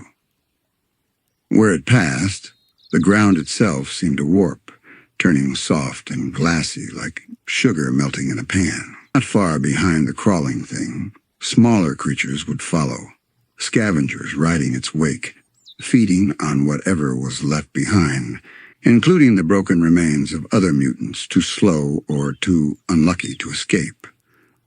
But not all the giants were hunters. Some were simply present. Massive forms curled like sleeping mountains, unmoving for days, weeks, maybe longer. Sometimes you could walk right past them, just lumps of shifting flesh covered in moss or licorice vines, their breath rising like steam into the cooling air. It was impossible to know which ones were alive, which ones were dead, and which ones were just waiting for something only they could understand. And it wasn't just the land changing, it was the sky. Strange weather patterns began forming, unexplainable by any science left behind. Storms of glittering dust, auroras of green and pink swirling even in broad daylight, clouds shaped like spirals hanging unnaturally still, with faint echoes of whispers on the wind. Some survivors claimed they saw shapes in those clouds, vast outlines of things that might have been alive, or maybe just tricks of a tired, broken mind trying to make sense of impossible skies. And far beneath those alien storms, civilizations of mutants began to form in earnest. No kings, no borders, just territories. Boundaries marked by trails of glowing slime, by spirals of broken glass arranged on the cracked ground, by patterns scorched into the dirt with the chemical burns. It was nature writing a new rule book, one that had no words, only shapes, instincts, and echoes of ancient urges. And among these communities, stories began to emerge. Mutant creatures communicating, not with speech, but with motion, with color, with sound. They sang strange, low songs to each other, vibrations passing through the sticky ground. Oh, what were they singing about? No one knew. Perhaps nothing. Or perhaps everything. Maybe it was memory. Maybe it was prophecy. Maybe it was just the universe humming to itself softly and curiously in the ruins of what used to be. Meanwhile, deep in the hidden places of the world, older forces began to stir. Things that had been silent during the war. Things that had waited. Beings of pure elemental energy, only now beginning to notice that the stage was empty, that humanity's reign was over, that something new could rise in its place. And somewhere out there, God watched. Not acting. Not yet. But very much aware. It wasn't a plan. It wasn't an invasion. It was gravity. The way strange things are drawn to cracks in the surface of reality, like water seeping through fractures in an old dam. Gull was curious, and the chaos below was like music to ears older than time. And in this fragile, wild new world, with candy jungles growing thicker, with mutant creatures building quiet, broken societies, the first seeds of kingdoms were being planted. Not by humans. Not yet. But by instinct, by survival, by forces older than reason. Soon these scattered territories would become the elemental kingdoms. Soon power would gather in corners of the earth and rulers would rise, not chosen, not elected, but shaped by the weird forces of magic and mutation. But not yet. For now, the mutants ruled the ruins. The monsters sang their unfinished songs. And somewhere in the distance, the last stars of the old world blinked faintly through syrup-colored skies. And yet, for all its terror, for all the weird and shimmering danger that walked the shattered earth, this strange new world wasn't just a graveyard. It was a nursery. A wild, sticky, colorful, and terrifying nursery. A place where the old world had been composted, broken down, sweetened, and turned into the soil for something utterly different. And in that nursery, life thrived. The candy jungles thickened, vines curling upward into spirals, dripping with gooey flowers that pulsed with soft light at night. Insects the size of shoes hummed softly through the air, wings beating in broken, melodic rhythms. Some of the mutants, those that didn't hunt, began curling up together in great warm piles like sleepy beasts under candy-blanketed skies. It was wrong. It was beautiful. It was home, whether the survivors liked it or not. And not all survivors fought it. There were stories, whispers, told around broken fires, that some people gave up. They walked into the mutant lands not to flee or hide, but to join. They let the sticky vines crawl over their legs. They let strange spores drift onto their skin. Some even began to change slowly, becoming something in between. Not quite human, not quite candy, not quite monster. No one really knows what happened to those people. Did they survive? Did they vanish? Or did they become the first true citizens of the new world that was still building itself like a dream left unfinished? And here's the truth, whispered beneath everything. The mutants weren't evil. Not in the way humans used to talk about evil. They were just there. Survivors of something they never asked to be a part of, born from the broken laughter of a world cracking apart at the seams. And as weeks turned to months, and the fires faded into steam, one thing became clear. This wasn't just a world with mutants in it. This was their world now. Humans were the guests. Temporary. Fading. Just strange, soft things wandering through a party that had started long before they understood the music. And far beyond the edges of the ruined highways, ancient shapes moved beneath the crust of the world. Shapes with names forgotten by most. Elementals stirring in deep, slow motions. Forces of candy, ice, fire, and slime, swirling invisibly at first, testing the broken seams of the world like a hand pressing against old wallpaper. Soon they would rise. Soon the kingdoms would begin. But first, the monsters ruled. The mutants watched. And the new age whispered itself into existence with soft, sticky winds and the gentle crackle of melting sugar on the edges of old streets. In the quiet places, you could hear it if you listened closely enough, not screaming, not crying, not roaring, just singing. Low, unfinished songs, like the universe humming softly to itself as it built a new home from the bones of the old one. And out there, out past the jungles of sticky vines, past the forests of glowing candy, beyond the footprints of the crawling thing, Simon walked, holding Marceline close, heading nowhere in particular. The weight of a future he didn't yet understand pressing gently on his shoulders like a memory that hadn't happened yet. Somewhere behind them, mutants gathered. Some friendly, some curious, some dangerous. All part of the same great broken, glittering machine now grinding forward into a world without instructions. This was no longer Earth. It wasn't even really Ooo yet. It was the space between, a breath drawn before speaking, a spark forming before a flame, a dream floating in the spaces between old stories and the ones still waiting to be told. And soon in that dream, kingdoms would rise. Not because anyone planned them, but because that's what happens when chaos has time to grow. It organizes itself, not neatly, not kindly, but with beauty, and with danger, and with wonder. But that's for another chapter. For now, sleep. Rest in this strange, soft night. The world is burned, the monsters have risen, and the next part of the story is almost ready to begin.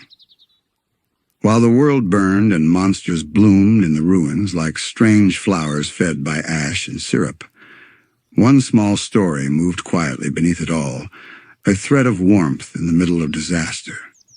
Not a kingdom, not a war, just a man and a child, walking through the broken streets of what used to be Earth.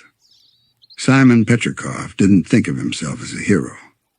He was a scholar, a collector, a man who once loved old things, fragile books, mysterious relics, and ancient, forgotten stories.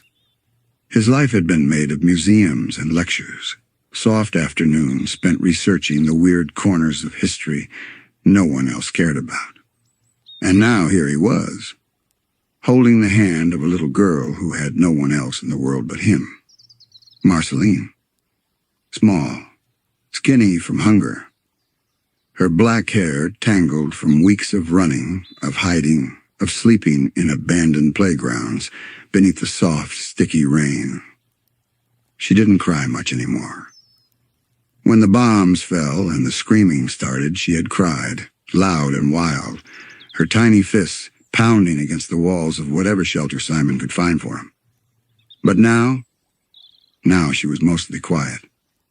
Tired in the way children shouldn't be tired. Not sleepy, worn, used up. Fragile in a way that wasn't about bruises or scrapes, but about the soft, invisible places where childhood was supposed to live. Simon never really understood children before all of this. He knew how to handle ancient scrolls written in dead languages. He knew how to catalog fragile pottery from forgotten empires. But how do you hold a child who's lost everything? So he did the only thing he could do.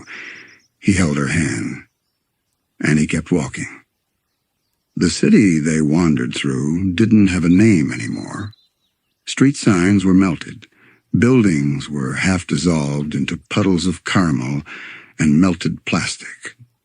Sometimes they'd see old playgrounds, the swing sets twisted into weird spirals, vines of licorice curling up the chains like playful snakes. Marceline would look at them, not with longing, not anymore, but with curiosity.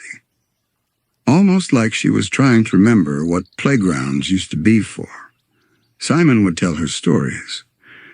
Not about the war, not about bombs or soldiers, but about old cartoons he used to love, or fairy tales he'd read in books older than the language they were written in. He talked about talking animals, about treasure maps, about kings who wore crowns, not because they were powerful, but because they were kind. And sometimes, when he talked long enough, he could make her laugh. Just a little. Not the laughter of someone having fun, but that soft, breathy, almost accidental laugh that slips out when something surprises you in a nice way. That laugh was everything. Simon would have walked through fire to hear that sound again. And in a way, he was walking through fire every single day. And then there was the crown. Simon hadn't told her everything about it. Not yet. How could he? How do you explain to a child that the thing keeping you safe might also be what's taking you away from yourself? The crown was old, older than the bombs, older than the countries that built them. It whispered, soft at first, like someone humming an unfamiliar tune just outside your window. And when Simon put it on, things happened. Danger didn't feel so dangerous anymore. Cold didn't feel as cold. And creatures, strange creatures, that might have torn them apart at first glance would hesitate, confused, unsettled by whatever strange magic clung to Simon's shape when he wore it. It was protection. It was power. And it was also a trap. Sometimes, when Marceline was sleeping against his side, Simon would hold the crown in his hands and stare at it, feeling the edges of his own mind blur slightly, like frost creeping across a window pane. He'd whisper to himself, just a little longer, just long enough to keep us safe. And each time he put it on, that promise got heavier. Each time, it took a little longer to remember why he took it off. Each time he felt himself slipping, just a bit more. But when Marceline looked up at him, those tired eyes too old for her tiny face, it always brought him back. For now, that was enough. And so they walked. Two survivors wandering the spaces between broken cities, eating old canned food when they could find it, drinking melted candy water when it wasn't too thick, always searching for somewhere, anywhere, that felt even slightly safe. Sometimes they'd find other people, other survivors, hollow-eyed, suspicious, ready to fight for every scrap of food or clothing. Simon tried to avoid them when he could. Fighting wasn't something he was built for, not unless he wore the crown. And he didn't want Marceline to see that version of him if he could help it. Other times they found things. Creatures watching from the candy jungles. Weird, sticky beings that looked like toys someone had left out in the sun too long. Half melted, half smiling, blinking slowly as if trying to remember who they were supposed to be. They didn't attack. They just stared. And Simon would quietly guide Marceline away before curiosity could turn into something worse. This was their life now. Not dramatic. Not heroic. Just surviving. And in those quiet walks through sticky, broken playgrounds and syrup-colored twilight skies, a strange truth began to form. Sometimes survival isn't about strength. Sometimes it's about love. Quiet, stubborn, ridiculous love. Love that doesn't make sense in a world that's falling apart. Love that holds your hand in sticky rain and tells you old stories even when you're too tired to listen properly. That's what Simon gave Marceline. Not solutions. Not safety. Just love. And sometimes when the world is ending, that's enough. Some days we're harder than others. Not because of monsters or other people, but because of memory. There were stretches of ruined highway where old billboards still stood, peeling but recognizable. Advertisements for toys, cartoons, fast food. Bright colors now faded and stained by smoke. Marceline would stare at them, eyes narrowing, not quite remembering why they seemed important. They were like songs you half remember from childhood, familiar enough to tug at your heart, but blurry around the edges. One billboard in particular stood out. It was for a doll. Smiling, pink, shiny plastic. The kind of thing a little girl might have begged her parents for in a mall long gone now, surrounded by bright shelves and soft music. Marceline stopped when she saw it. She just stood there, silent. Her small hand tightening in Simon's. Simon didn't speak. He just knelt down beside her, brushing a streak of hair behind her ear gently, like you might touch something too precious to own. No explanations. No promises. Just presence. And then they kept walking. That was how their life worked now. Moments of pain followed by motion. You couldn't sit in the pain too long, not in a world where things, weird things, could drift up behind you if you waited around in one place for too long. There was one night, one of the colder ones, when they found a half-collapsed convenience store to shelter in. The windows were broken. Everything smelled like old bubblegum mixed with mildew. But the back corner was dry, and that was enough. Simon used old cardboard boxes to build a kind of nest. He wrapped Marceline in his coat and held her close, his own body shivering but refusing to shift away. He told her a story that night, not one of old fairy tales, but of his childhood. About how once, when he was a boy, he'd gone to a carnival with his parents, and how the smell of popcorn used to make him feel like the whole world was made of magic. Marceline didn't say anything, but she nestled closer into his ribs.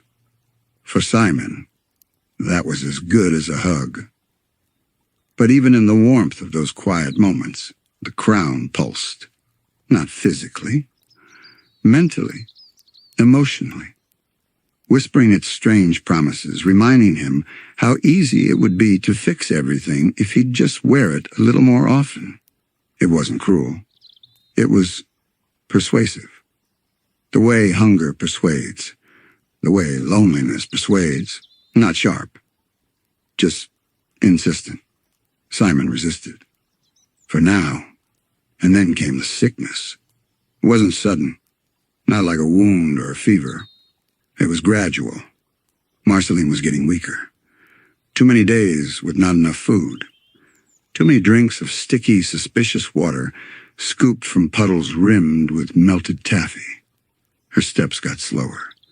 Her eyes got glassier.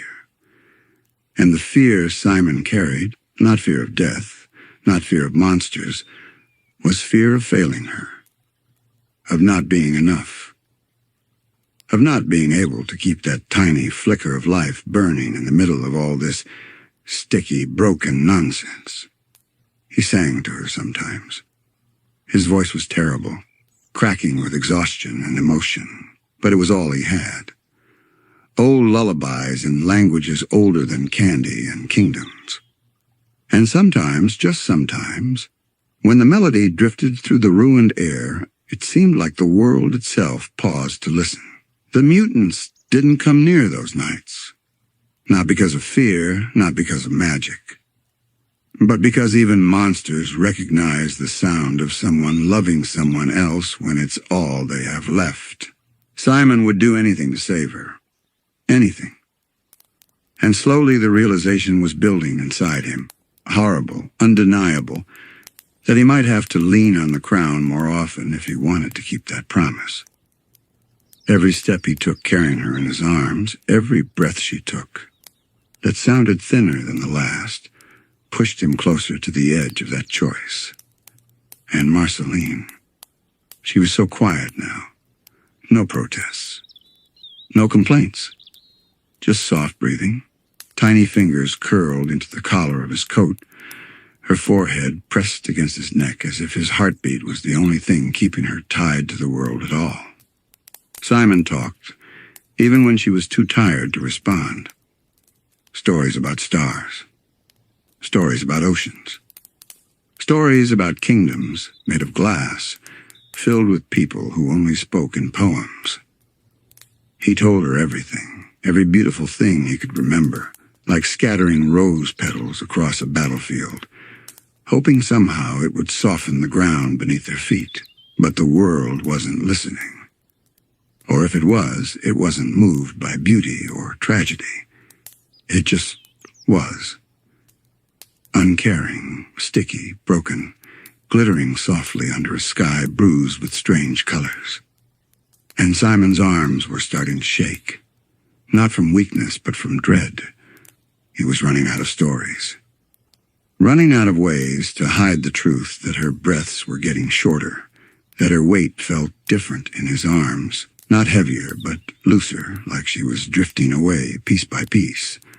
Something had to change. Something had to happen.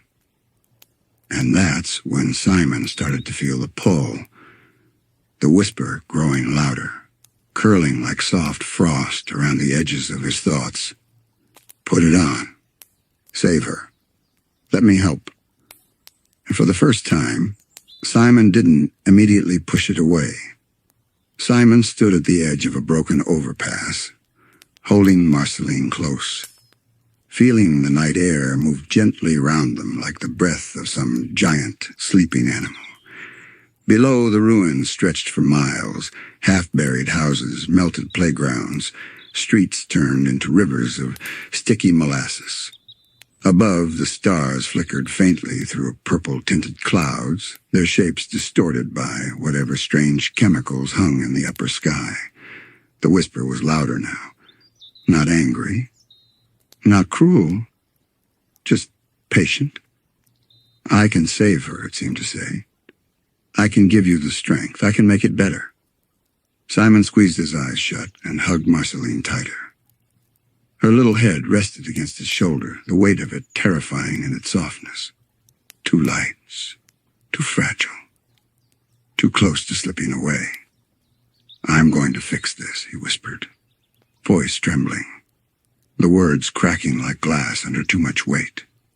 I promise you, Marcy, I'm going to fix this. He'd tried everything else. Every hidden store of food he could find. Every drop of rain he could collect.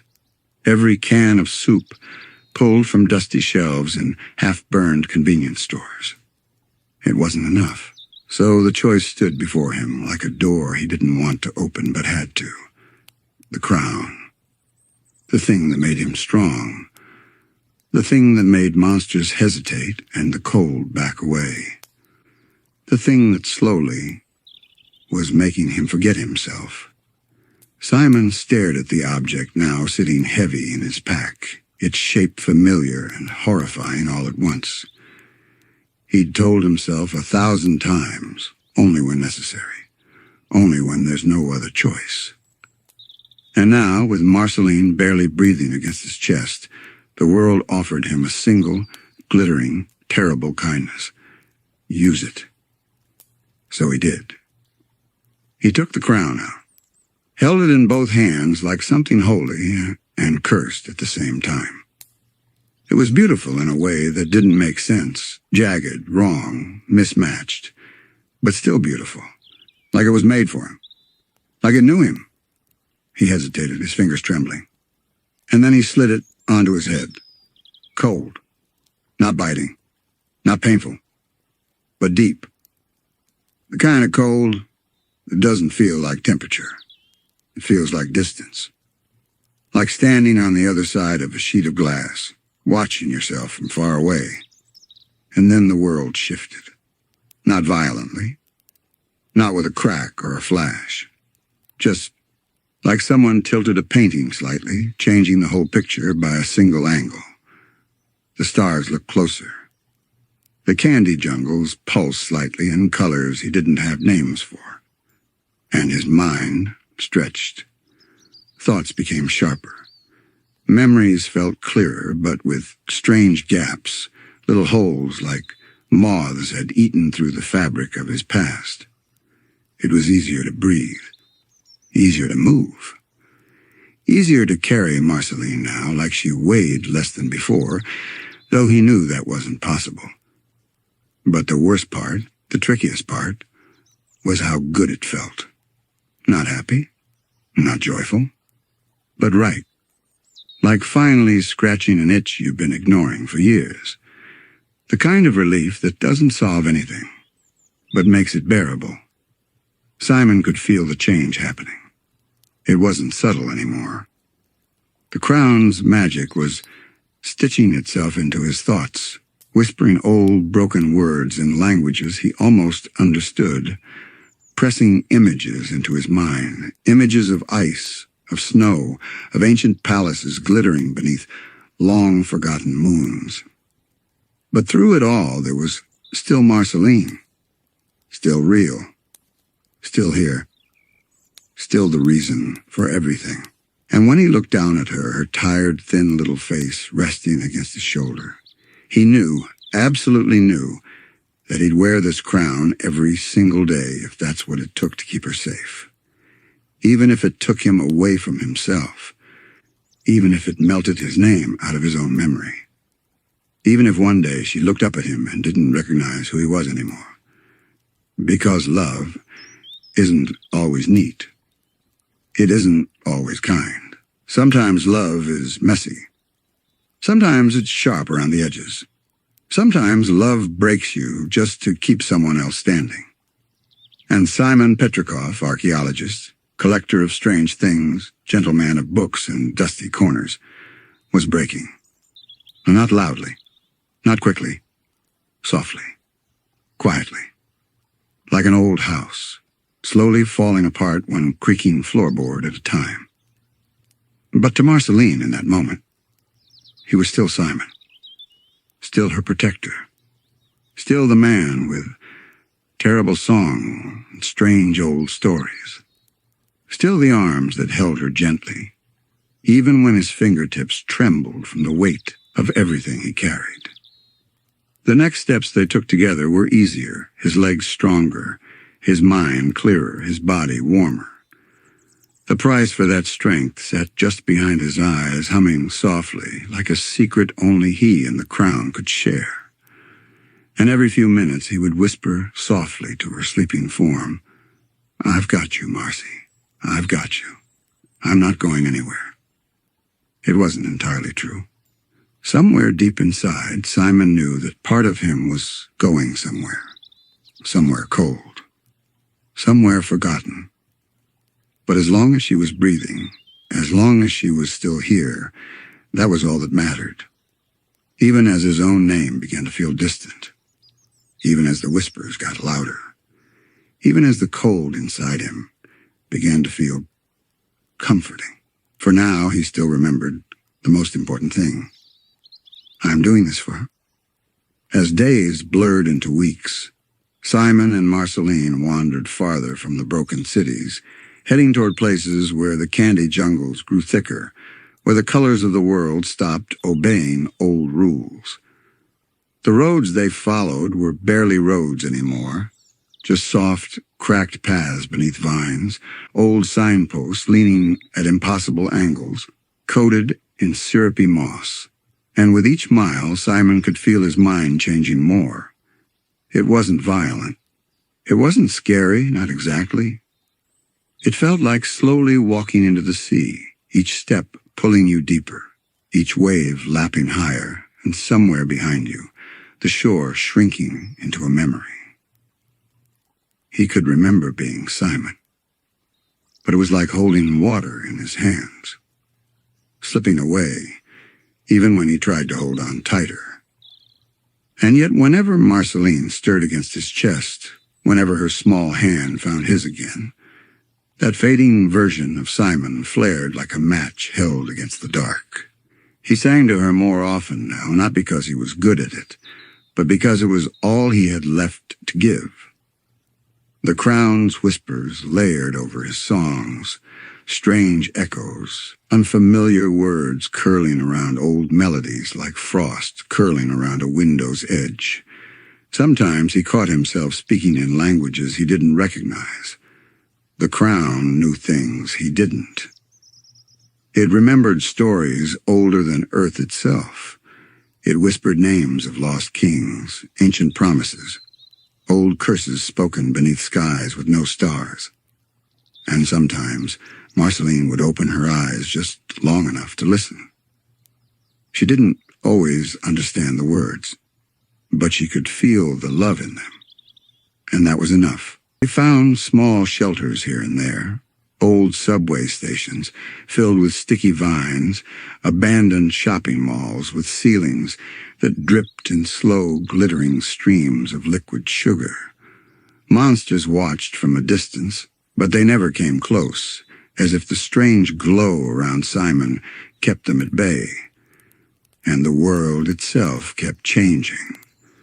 Colors drifted like smoke in the sky. Shapes of things that weren't supposed to move. Trees, cars, broken statues seemed to shift slightly when you weren't looking, rearranging themselves like dreams forgetting their shape. In one ruined city, they passed a fountain still bubbling faintly, the water thick and sweet like melted frosting. A child's tricycle sat rusted beside it, fused with candy vines, its red paint dripping like syrup. Marceline glanced at it for a moment, and Simon squeezed her hand softly, guiding her away before the sadness could settle too deeply. But not all the moments were heavy. One evening, beneath a glowing sky of soft violet clouds, they found a broken toy store. The shelves were empty, but near the back, half covered in dust, Simon found a small stuffed rabbit with one ear missing. He cleaned it as best he could, brushing away the syrupy dust, and tucked it into Marceline's arms. She didn't say anything, but she held it tightly, like it was the last soft thing left in the universe.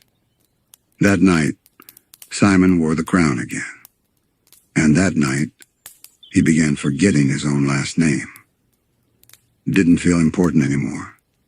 What mattered was Marceline.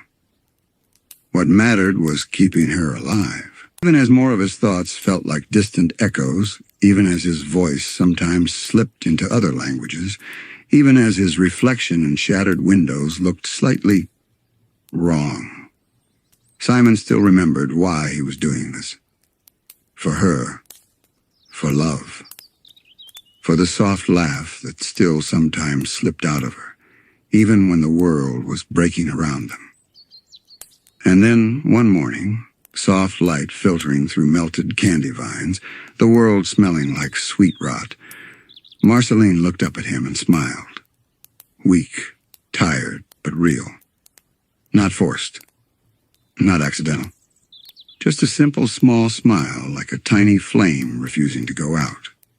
Simon knelt down, crown heavy on his head, arms aching from carrying her so far, and said quietly, "See? Told you I'd take care of you." She didn't answer. She didn't need to. The smile said everything.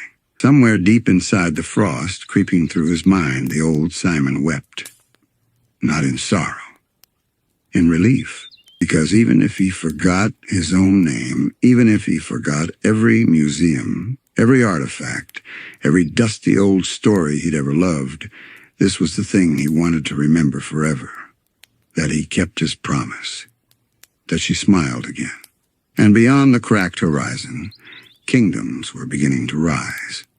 Not yet visible. Not yet named. But forming slowly in the places where magic and mutation gathered, like thunderclouds on the edges of forgotten maps.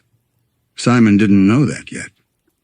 All he knew was the hand in his, the stuffed rabbit tucked under Marceline's arm, the cold crown whispering softly against his thoughts, and the endless road ahead of them, sticky, broken, dangerous, but not empty.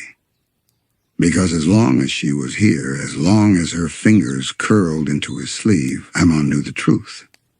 Even at the end of the world, love could still survive. And that was enough. For now. As the dust of the old world settled, and as Simon and Marceline wandered through the remains of what once was, something stranger began to happen. Something deeper than bombs, older than crowns, weirder than mutants. Magic woke up. It wasn't like flipping a switch. It was like a distant noise becoming clearer over time, like a radio dial slowly, carefully turning toward a forgotten station. At first it was subtle. A flicker of light where no flame burned. A whisper of wind through places where the air should have been still. Old machines, broken for decades, suddenly sparking to life for a heartbeat before dying again, like the world itself was remembering how to breathe in a new language. Magic wasn't new. It had always been there, hiding beneath the surface of the ordinary world, like ink beneath layers of paint. But before the Mushroom War, Earth had been too noisy, too busy, too full of concrete and blinking lights to notice. People thought the strange things they saw were tricks of the mind, stress, dreams that slipped into waking life and faded before breakfast. But with the cities burned, the world hushed. The hum of machines was replaced by the soft crackle of sugar vines growing between rusted metal frames. And into that silence, magic stepped forward, shy at first, like a creature unused to the light.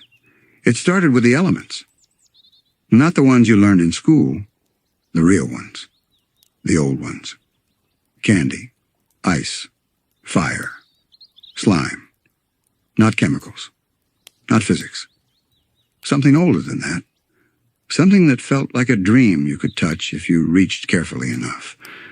No one really knows why those 4 elements rose first.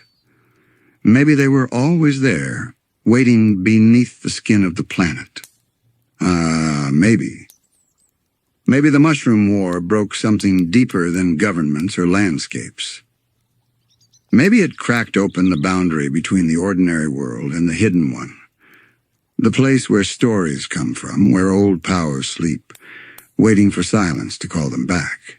And in that silence, the world changed. Fires burned in places that had never known flame. Not destructive fires, living fires. Flames that flickered in spirals, flames that hummed with voices, flames that seemed to laugh softly when the wind moved past. Ice followed soon after. Not snow, not winter, but thick, crystalline structures that rose from the ground like frozen coral reefs, humming faintly with ancient, impossible music. The ice felt intelligent somehow, not alive exactly, but aware in a slow, careful, ancient kind of way. Then came slime. It wasn't gross, not really. It glowed. It shimmered with soft greens and blues, moving in slow ripples across old buildings, like rivers of living glass, searching for a shape they hadn't decided on yet. And finally candy. Wild, colorful, soft. Sugar growing like vines, gumdrop bushes, sprouting in cracked parking lots, fields of peppermint grass spreading under purple skies. Sweetness mixed with rot. Beauty mixed with something wrong, like a birthday party that had been abandoned halfway through. The balloons still gently bouncing in the empty room. These weren't accidents. These were kingdoms being born. Not yet ruled, not yet named, but forming bit by bit across the scattered bones of the old earth. And it wasn't just the land. The air changed. Colors drifted lazily where they shouldn't. Sounds echoed twice when they should have only echoed once. Sometimes, if you listened closely, the ground itself whispered nonsense, old words in languages no one remembered, like the world was trying to speak but didn't know how yet.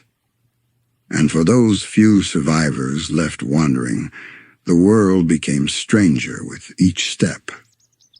There were places where gravity pulled sideways. Lakes that floated 5 feet off the ground, shimmering like floating glass. Mountains that hummed softly, as if they were giant sleeping creatures with stone for bones and thunder for breath.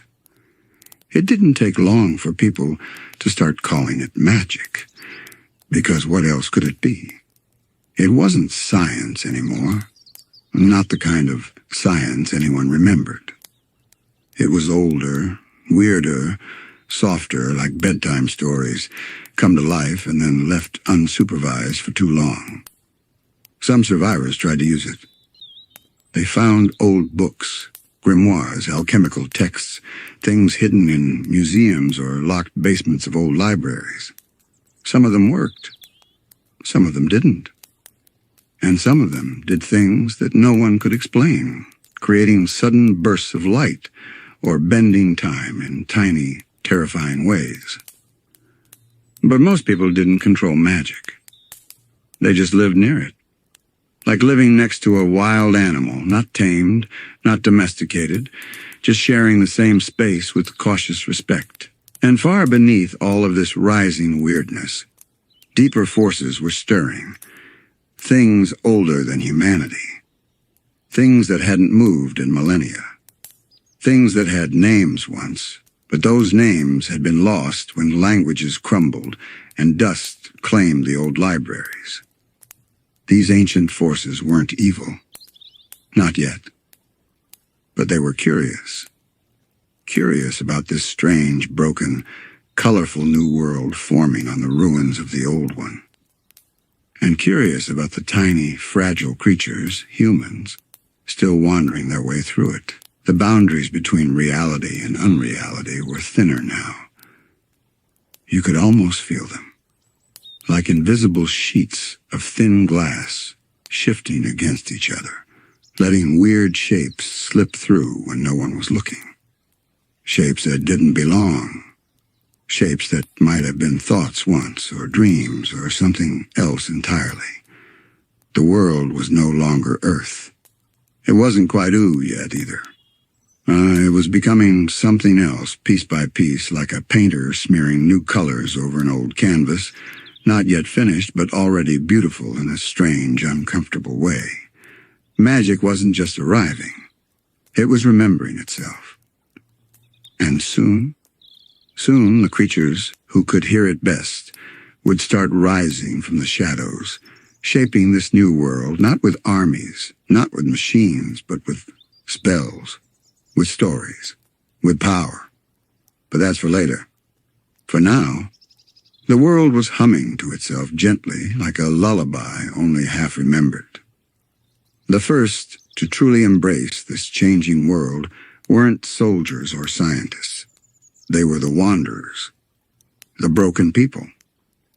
The ones who had lost too much to go back but didn't know how to move forward. They drifted into the wild places, into the glowing candy forests and the shimmering slime marshes drawn by something they couldn't name. Some of them were desperate. Some were curious. Some were already halfway changed by exposure to the arcane energy rippling softly through the cracked bones of the planet. No one taught them magic. It wasn't like school. It was like instinct.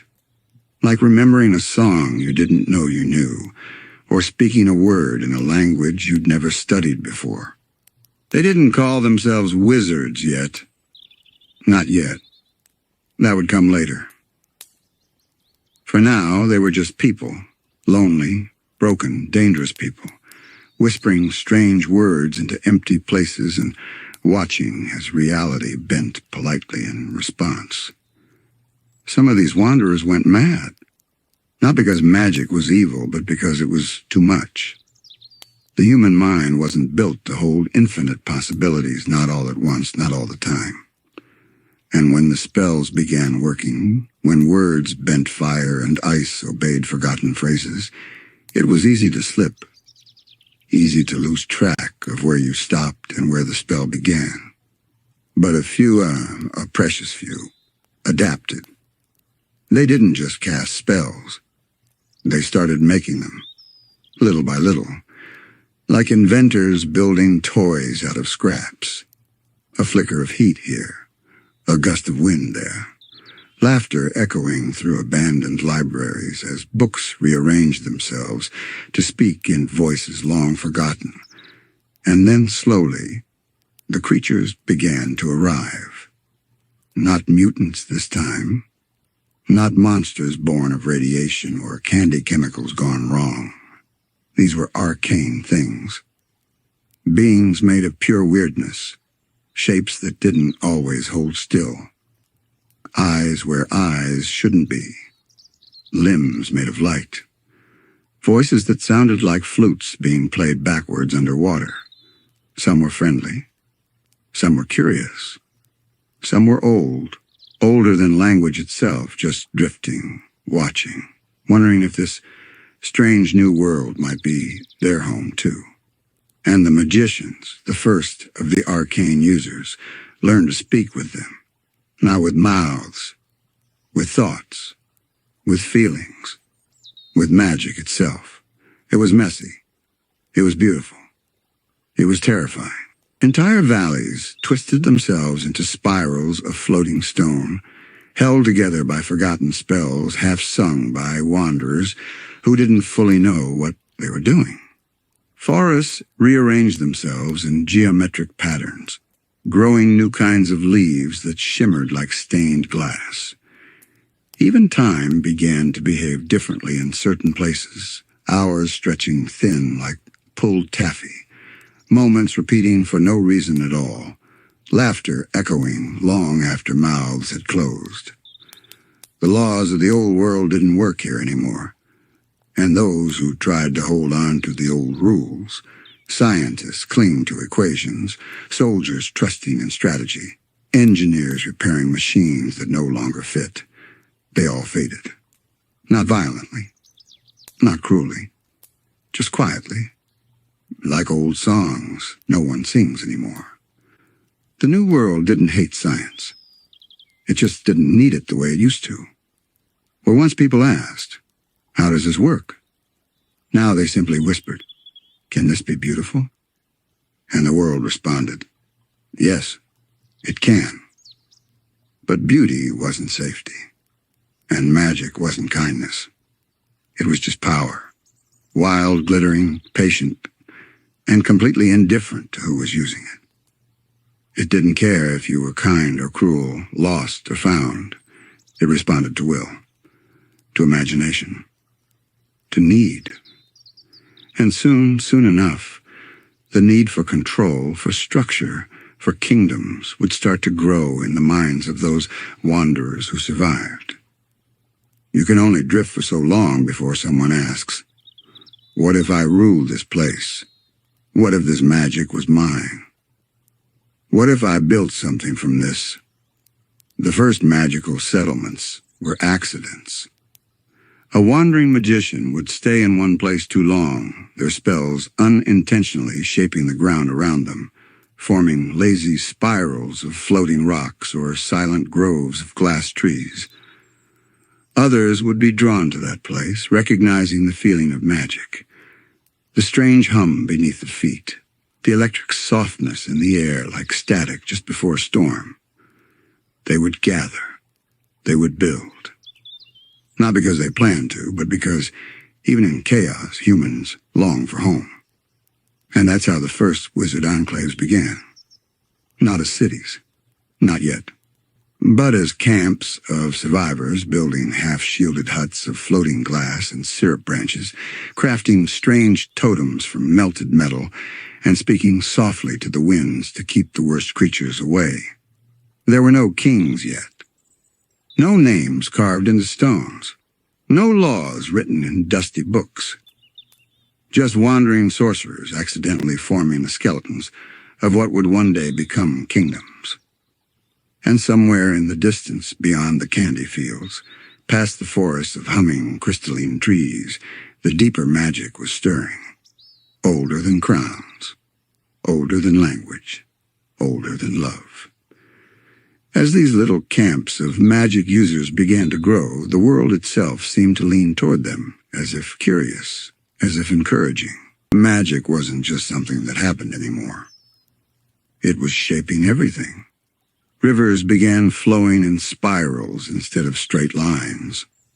Mountains folded into themselves, creating strange stone arches where birds that didn't exist before began to nest. It was beautiful and unnerving, because beauty isn't always safe. Sometimes beauty is just another kind of wildness. The early magic users started giving themselves names, not out of vanity, but because when you spoke to the world now, you needed something to anchor yourself. If you didn't have a name, the world might forget you. Or worse, you might forget yourself. They weren't kings. They weren't rulers. They were more like gardeners planting ideas into the soil of this new reality. Ideas about fire that never went out. Ideas about endless libraries full of floating books. Ideas about floating islands that drifted lazily above the forest like silent balloons tied to invisible strings. And the world listened. It always listened. Not far from one of these early settlements, there stood a tree. Didn't look like much at first. Its bark was scarred, its branches mostly bare. But it pulsed softly with a green light, a kind of heartbeat felt more than seen. No one planted it. It just appeared, as if grown from the forgotten dreams of the world itself. This tree would one day become important. Very important. But for now, it was just there, watching, waiting. Some magicians spoke of a source for all this new magic. They didn't know what it was, but they could feel something deeper, something vast and old humming beneath the world's skin like an ancient drumbeat, a kind of well of pure energy. But no one had seen it yet. No one knew where it was. They just knew it was. And while some embraced the change, others feared it. There were still survivors who clung to old machines, trying to rebuild houses, restore power lines, reassemble broken bits of the old Earth. But machines didn't always behave anymore. Computers blinked with strange symbols, radios broadcast whispers in forgotten tongues, old televisions flickered with static that sometimes formed faces. The world was gently, politely, refusing to go back. And that made some people angry. Not violently. Not yet. But the divide was growing. The divide between those who wanted to remember the old world and those who were starting to love the new one. Magic didn't pick sides. It simply moved where it was welcome, like a cat curling into whichever lap was warmest. And more often than not, the magicians provided that warmth, not with their hands, but with their willingness to imagine, to dream new shapes into the bones of the planet. The elemental forces were growing stronger, too. Fire, ice, candy, and slime each claimed stretches of land without needing armies or battles. They just became. Whole regions would quietly fall under the sway of one element or another, reshaping themselves slowly, like the tide moving over sand. There were rumors, soft ones told around smoky fires, that figures were beginning to emerge within these elemental regions. Not rulers. Not yet. But representatives. Beings that spoke for the elements, or maybe were shaped by them. One whispered tale spoke of a man wrapped in endless layers of coats and scarves, eyes glowing blue beneath the folds. Another told of a woman whose skin shimmered with syrup, leaving trails of soft candy vines wherever she stepped. Others mentioned strange gelatinous creatures that could speak in slow, echoing voices, their thoughts drifting like bubbles through water. Were they human? Were they something else? No one knew. But the stories grew. And stories in this world were almost as powerful as spells. And in the distance, behind it all, something vast was stirring. Something older than any magician's words. Older than the elements. Older than the sky. It hadn't spoken yet. But it was listening. Watching. Waiting for the world to shape itself enough for it to step forward. The magicians didn't know that yet. They were too busy building strange little towers from melted glass, or shaping bridges from vines that sang softly in the wind. Their worlds were small, experimental, playful. But behind the play was the beginning of something else, something enormous, something inevitable. And in quiet places, ruins of old cities still stood, half drowned in magic, their hollow streets echoing with both laughter and silence, side by side. The past wasn't gone. It was waiting, too. Not to be rebuilt, but to be reused. The bones of the old world were becoming the furniture of the new one. Everything was changing. And the beautiful, dangerous, impossible question hung softly over everything like mist, and in those last quiet stretches of the era before kingdoms, the world was holding its breath. Because when something new is born, it doesn't arrive all at once. It grows first, like a tree pushing through cracks in the stone. Slow, patient, but relentless. These early wizards didn't fully understand that they were standing at the edge of something enormous. They were just people who had survived too much and wanted to make meaning out of the nonsense around them. But meaning has a way of growing larger than the people who build it. Some of the magicians began to build structures, not houses, not really. Towers. Always towers.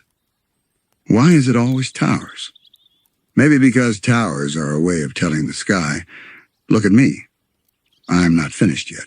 One such tower rose near the shores of what had once been an old ocean, now partially evaporated, its coastline rimmed with sticky crystal formations.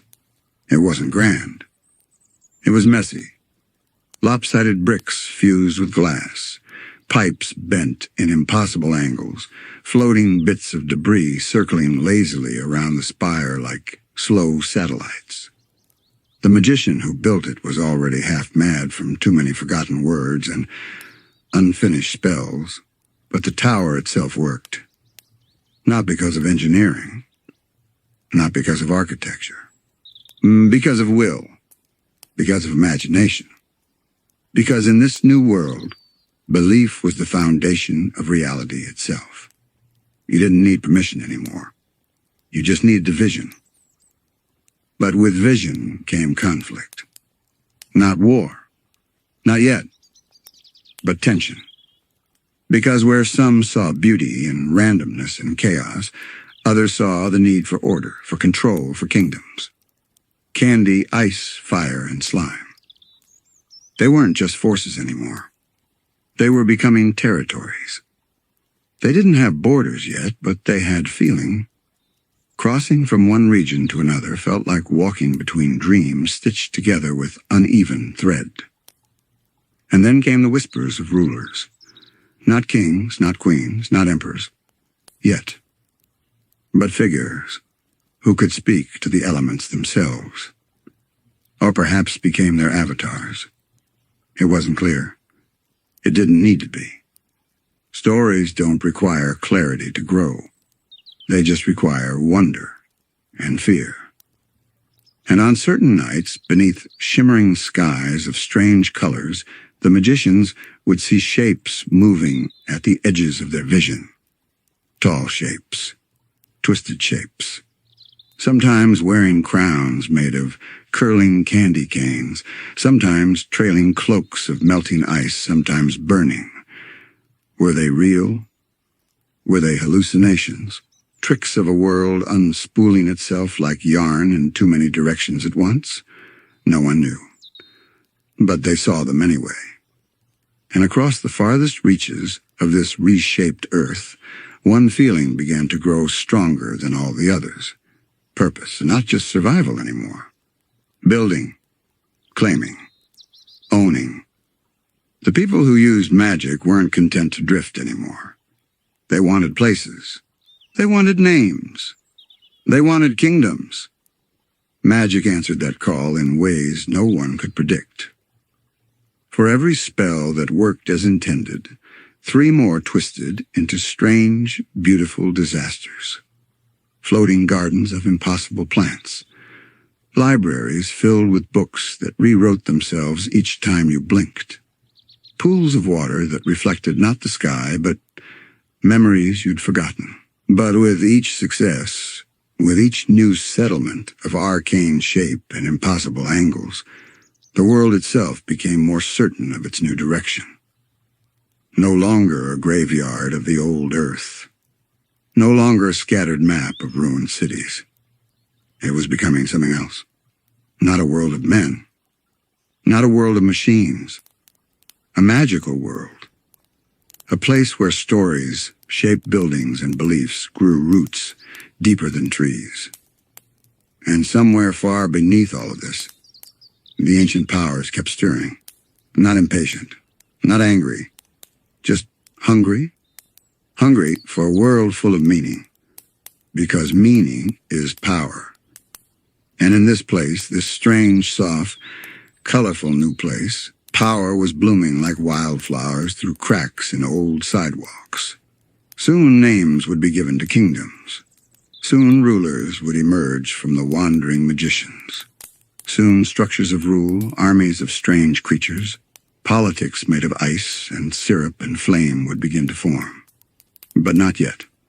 Not quite yet. For now, it was still the dawn of magic. And in that dawn, before crowns were claimed and wars were fought, the world stood beautifully unfinished, soft and gentle, and full of possibilities, like a book waiting for its next chapter. And as the old stars watched from impossible distances, the world that would one day be called Ooo smiled quietly to itself. Not because it knew where it was going, but because it was becoming something worth dreaming about. As the chaotic beauty of magic seeped deeper into the bones of the world, a strange, sweet smell began to rise from certain parts of the broken earth. It wasn't the scent of decay or ash anymore. It was sugar, faint at first, carried on the breeze like the memory of birthday parties long gone. But soon it became stronger. Strawberries, peppermint, bubblegum, and something softer beneath it all, like warm frosting left out in the sun. The candy element was no longer content to merely creep through cracks in the pavement or curl softly around ruined city streets. It wanted form. It wanted structure. It wanted civilization. And that's where the Candy Kingdom began, not with a crown, not with a ruler, but with growth. Literal wild growth. It started small. Vines of sticky taffy curling up the sides of broken skyscrapers, then gumdrop bushes pushing through shattered windows. Licorice roots winding through old sewer systems, binding bricks together like black ribbon. Entire neighborhoods were swallowed, not violently, but gently, like the world itself was being given a cheerful pink and yellow blanket to wear over its tired shoulders. At first it was empty. Just candy growing on top of what used to be homes, offices, playgrounds. But soon the candy shaped itself. Cupcake houses, lollipop fences, donut bridges arcing lazily over rivers of soft caramel. It was a strange kind of order. Unlike the floating towers of the wandering wizards or the chaotic spirals of living flame in the south, this was something friendly. Something inviting? It wasn't threatening, wasn't sharp or broken, it was soft, warm. A dream of childhood scribbled across the ruins of apocalypse. And then came the people. Not survivors. Not exactly. Not humans clinging to the last scraps of civilization. Candy people. They didn't start as living things. Not at first. They were accidents. Melting sculptures, collapsing gingerbread walls that crumbled into shapes resembling arms, legs, faces.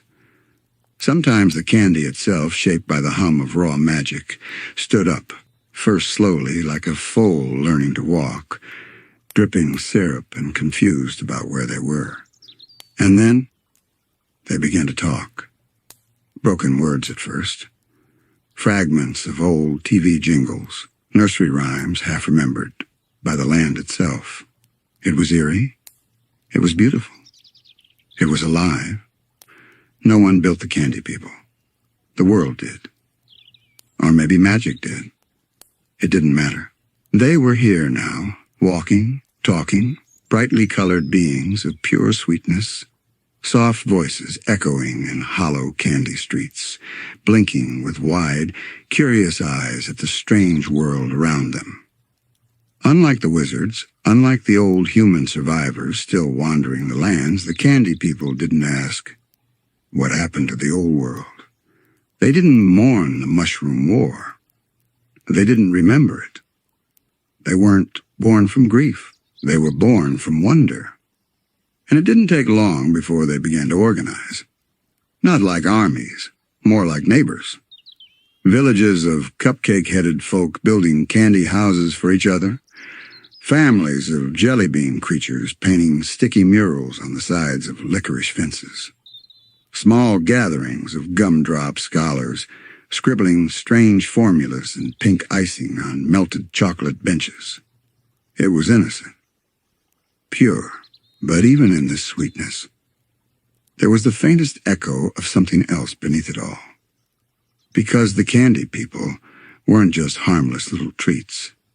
They were also fragile, delicate, soft inside and out, and in a world still filled with wandering mutants, unstable magic, and ancient arcane forces beginning to stretch their fingers across the broken earth.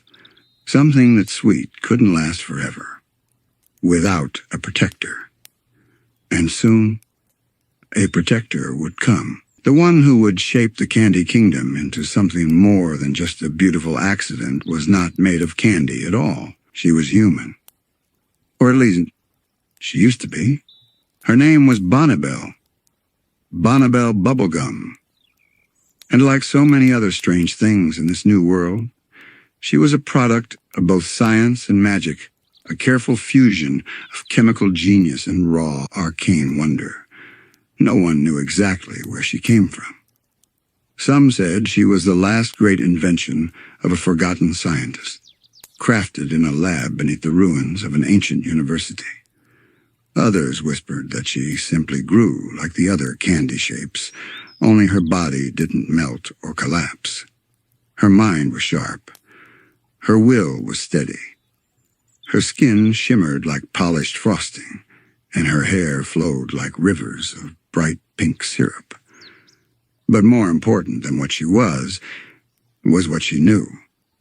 Bonnibel understood something that the other candy creatures didn't. The world was dangerous. And while the candy people were cheerful and gentle, they were utterly unprepared to face the deeper, darker powers rising elsewhere. The mutants. The corrupted sorcerers. The wandering elemental lords, each carving out strange, chaotic realms of their own. Left alone, the candy people would be sweet little fires extinguished by the first strong wind. And Bonnibel wasn't going to let that happen. She began to organize. Not with violence, not with cruelty, but with care. She taught the candy people how to build proper homes, not just piles of gumdrops, but fortified structures. Their walls reinforced with layers of dense caramel and licorice supports. She established systems. Clean water fountains dripping vanilla into old aqueducts. Gardens of candied fruits growing in neat rows, their vines trained to climb up the skeletons of old-world playgrounds. Slowly, gently, she built a kingdom. Not because she wanted to rule, but because someone had to. And it wasn't long before others began to notice. The Candy Kingdom glimmered on the horizon like a dream half-remembered from childhood.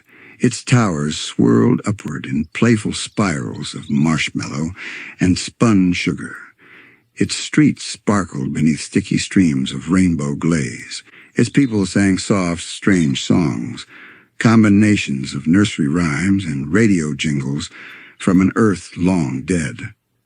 And yet, for all its sweetness, there was a kind of order beneath it now.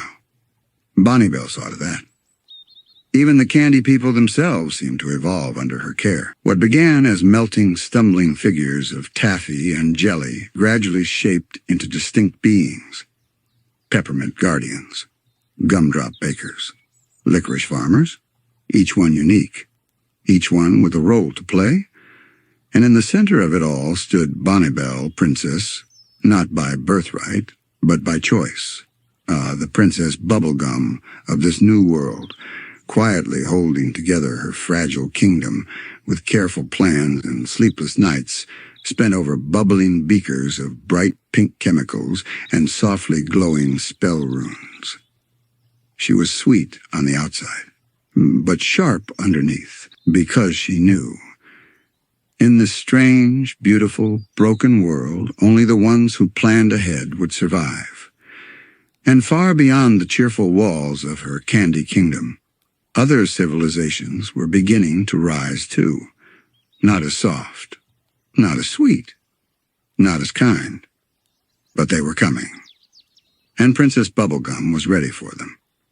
Bonnibel's rule wasn't just about building houses or handing out titles. It was about understanding that even sweetness needed sharp edges to survive. And as she worked, others began to emerge from the chaos of the world's new shape. Far to the north, deep in the frozen reaches where ancient winds blew over shattered skyscrapers and lakes of frozen acid, something cold was forming. A place of ice. Not gentle snow, but sharp, crystalline towers, jagged and beautiful, dangerous and ancient. It was said that a man lived there. A man who wore a crown that hummed with old, terrible songs. A man with a beard of frost and eyes full of forgotten sadness. This was the beginning of another civilization, the first whispers of what would become the Ice Kingdom. But that's a story for another moment. For now, the Candy Kingdom was standing up first. Bright, vivid, soft, but no longer defenseless. And as Princess Bubblegum built, she began to make choices. Choices that only someone with a sharp mind and a heavy heart could make. She experimented, not just with candy, but with life itself. Not out of cruelty, out of necessity. The candy people were fragile. A stiff breeze could knock them over. So she began to modify them, strengthen them. Not just their bodies, but their minds. She taught them organization, gave them tasks, turned them from walking sweets into citizens. It was a beautiful thing, and also a dangerous one. Because as soon as you begin changing life, you begin playing with fate. Still, the kingdom flourished. Streets paved in hard taffy wound in neat spirals around frosting fountains. Candied bridges arched over bubbling rivers of ginger ale and soda pop. Bakeries churned out sweetbreads that doubled as building materials. Everything was useful. Everything had a purpose. But outside, the world watched. Mutants still roamed the wild places, creatures born from both radiation and stray spells, their bodies strange combinations of human, animal, and something else. And in some places other civilizations were stirring, not with candy, but with fire, slime, even pure elemental chaos. But what the Candy Kingdom had that none of the others could match was vision. Bonnibel was a scientist, but in this new world, science wasn't just about machines anymore. It was about creation. It was about control. And slowly, other wanderers started arriving. Not candy people. Humans. Mutants. Refugees of strange magical accidents. They came to the Candy Kingdom not because they belonged there, but because they knew it was safe. For the first time since the Mushroom War, someone had made safety real again. And Bonnibel didn't turn them away. Not all of them, anyway. Some she studied. Some she helped. And some she simply watched, calculating quietly behind that warm, sugary smile. Because she knew civilization doesn't grow by accident. It grows because someone makes it grow. And she had plans, long, twisting, careful plans, that stretched far beyond candy walls and frosting roofs. Plans that would shape not just the Candy Kingdom, but the entire world of Ooo to come. The Candy Kingdom was only the beginning. Out in the wilds, other civilizations were starting to take shape, not because they were wanted, but because the world required them. Magic might be wild, but life always bends toward organization, toward meaning. South of the Candy Plains, strange rivers of greenish goo were beginning to bubble with life, whispering the early shape of what would one day become the Slime Kingdom. And far off to the east, desert winds moved over shimmering embers, the early bones of a fiery empire yet to rise. Yeah, and these places didn't have rulers yet. Not the way the Candy Kingdom did. They had presence, not leadership. Yet. But Bonnibel was different. She didn't just react to the world. She shaped it. And as the Candy Kingdom's sweet towers rose higher, more wanderers, magicians, mutants, and soft-footed survivors began to hear stories whispered in the wind.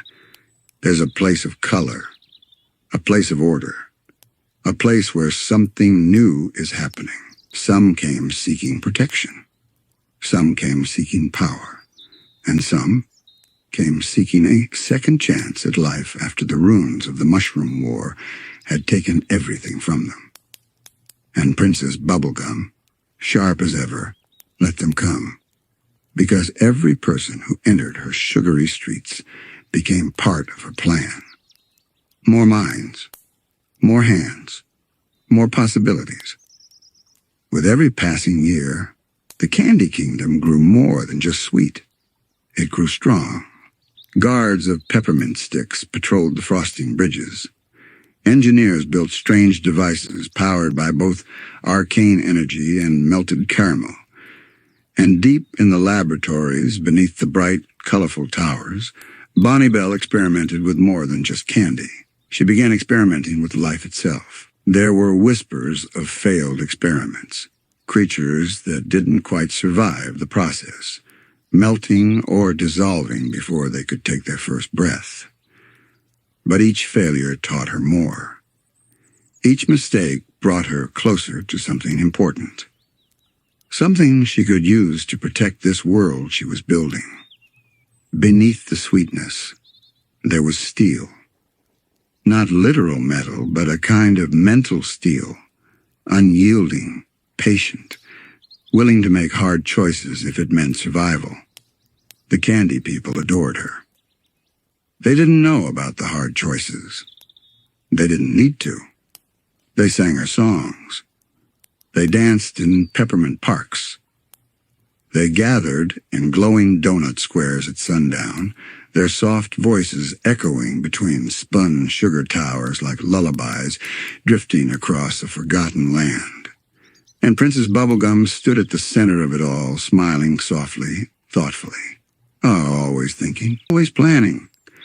Because even as the Candy Kingdom flourished, Bonnibel could sense something moving beyond the horizon. Not just mutants, not just wandering wizards, something older, something hungrier, a deeper magic, ancient and restless, curling at the edge of dreams like the first notes of a song no one wanted to remember. But that was a problem for another day. For now, Candy Kingdom stood. Bright, sweet, soft on the outside, sharp beneath the frosting. A beacon in a broken world, glowing like a gentle nightlight in the ruins of yesterday's nightmares. And as starlight drifted down over gumdrop rooftops, soft winds carrying the scent of warm frosting and cool peppermint, the Candy Kingdom began to hum quietly to itself. Not with fear, not with regret, but with promise. The first true civilization of Ooo had begun. Even after the rise of new civilizations, after candy towns glimmered under pink skies and ancient magic curled softly through glass forests, there were still places, untouched. Ruins half swallowed by vines, crumbling towers of rusted steel standing alone in wide, empty plains, old machines flickering with dying lights, blinking softly like tired memories refusing to fade. The Mushroom War didn't just leave behind wreckage. It left behind secrets, hidden laboratories, buried bunkers, collapsed research stations, all of it slowly being swallowed by the new world like a forgotten meal left in the back of an ancient refrigerator. But for those who knew where to look, traces of that old world were everywhere. Not just broken glass and faded warning signs, but messages. Warnings scrawled across shattered concrete in ancient human handwriting. Do not open. Project, Nightosphere access terminated. Abandoned experiment, dangerous sealed for a reason. warnings long ignored. And some of these places, well, some of them began to whisper. The world of Ooo wasn't just growing on the surface.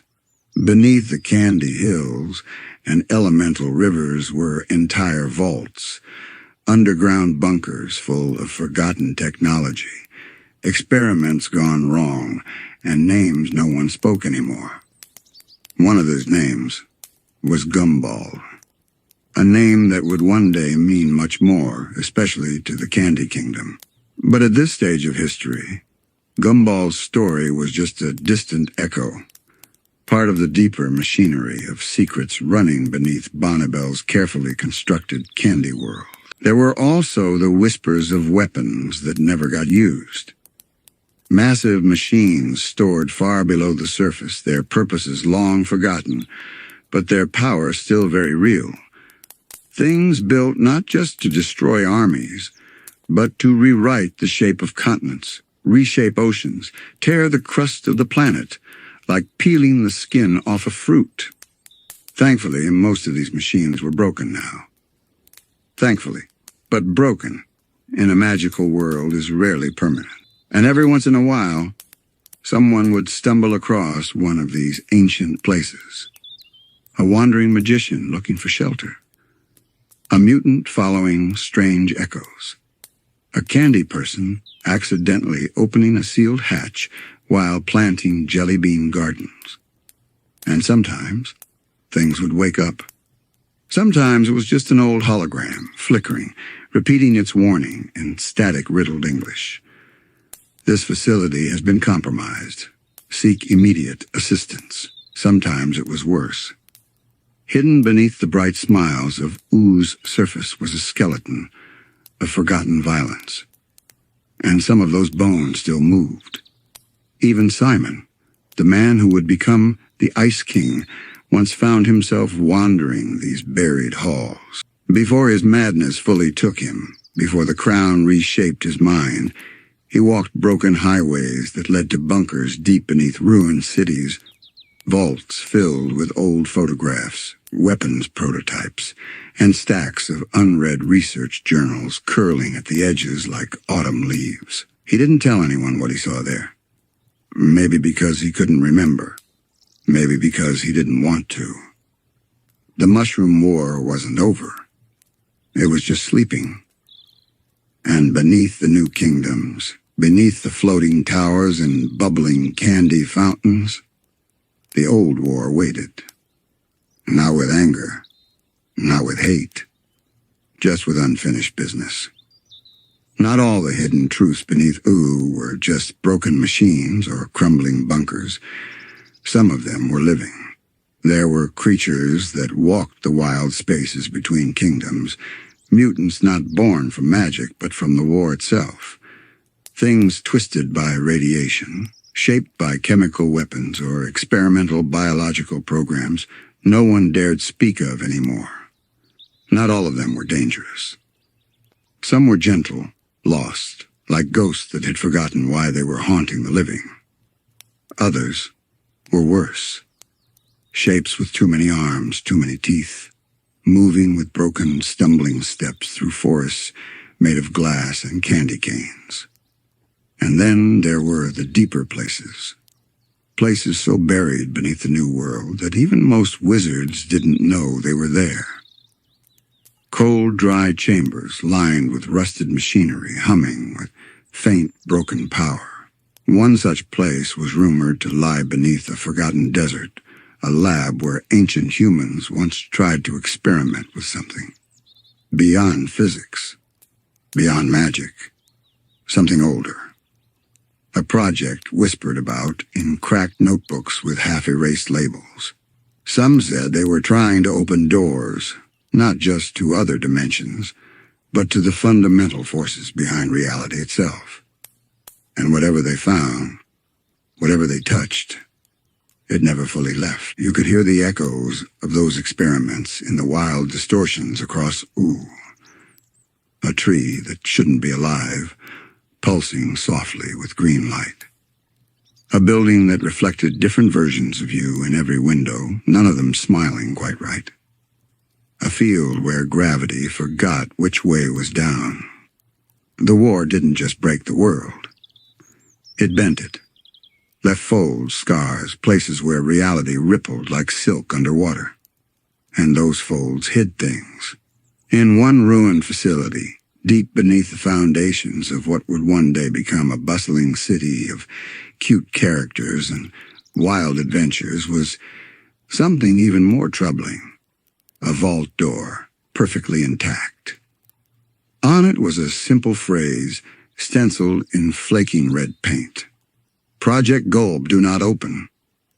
No one knew what Golb was. Not yet. But even the world itself seemed uneasy around that door, as if the grass refused to grow there, as if even the light coming through broken ceilings dimmed slightly when shining across its surface. Elsewhere in Ooo, deep beneath oceans that now glittered with fluorescent plankton and drifting jellyfish, were cities. Cities that once housed thousands. Cities now half-flooded, home to creatures who had forgotten they were ever human. Their bones slowly turned to coral, their homes echoing with lullabies, sung in distorted static through ancient underwater speakers. Sometimes, late at night, if you listened carefully, you could hear those lullabies carried on strange winds, mixing with the soft hum of magic twisting about. And the Mushroom War hadn't ended with peace. It ended with silence. But silence doesn't mean safety. It just means the world is holding its breath. And it still was. Even with kingdoms rising, even with rulers like Princess Bubblegum shaping civilization, even with laughter echoing through candy streets, beneath it all, the unfinished war pulsed softly like a hidden heartbeat, waiting. One of the strangest truths buried in the aftermath of the Mushroom War wasn't found in old bunkers or forgotten vaults. It was found in people. Survivors weren't just wandering ruins anymore. Some had settled into the cracks of the new world, reshaped by both radiation and magic into new species. Humanity didn't disappear. It changed. New forms of life walked the wilds. Some looked almost human, but weren't. Mutants with glowing eyes or extra limbs. Others had become fully something else, speaking in strange, bubbling languages or leaving behind glowing footprints in the grass. There were stories, half forgotten now, of ancient survivors who had tried to contain the war's effects by sealing away dangerous technology.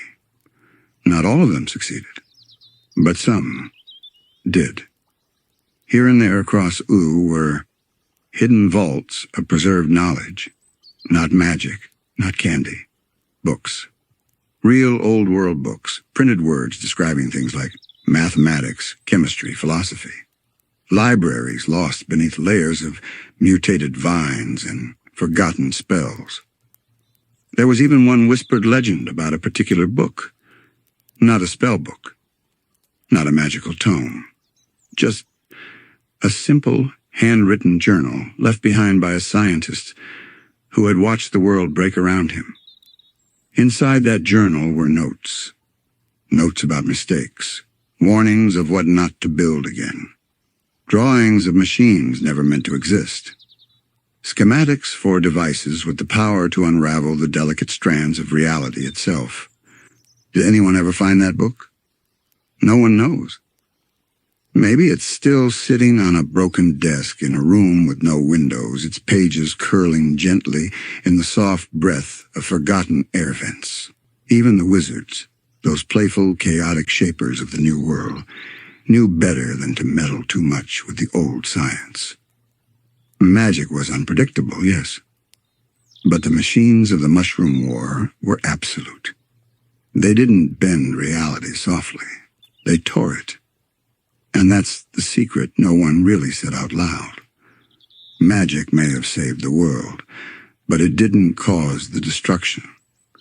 That was humanity's invention.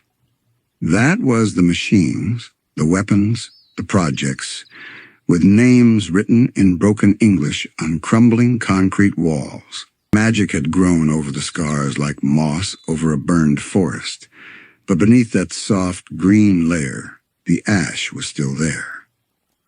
Bonnie Bell Bubblegum knew this. Simon Petrikoff knew this. Even some of the elemental forces deep in their ancient understanding of the world's fabric could feel it. The Mushroom War wasn't just a battle between nations. It was a mistake. A mistake so large that the Earth itself was still remembering it thousands of years later. And sometimes,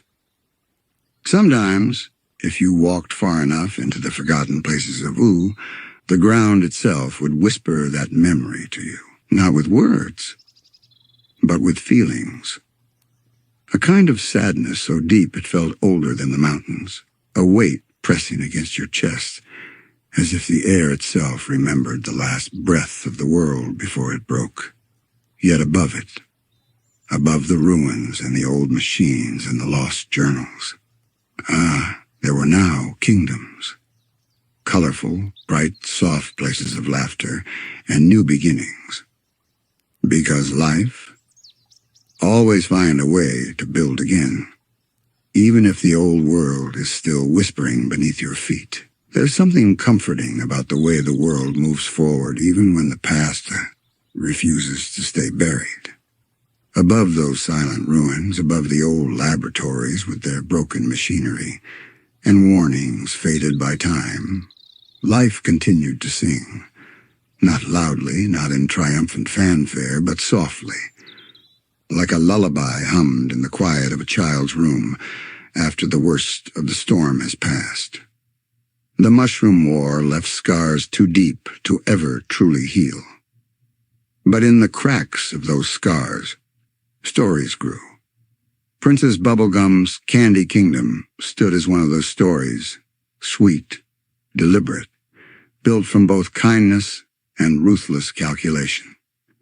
Elsewhere, kingdoms of ice, fire, and slime took root, rising like strange gardens from the shattered bones of the old world. And threading between them, the wild magic of Ooo drifted lazily on soft winds, curling around ruined towers and forgotten names. Sometimes, someone would find something in the ruins. A child wandering too far from home might uncover a rusted hatch buried beneath ivy, or a cracked screen flickering with strange, ancient symbols.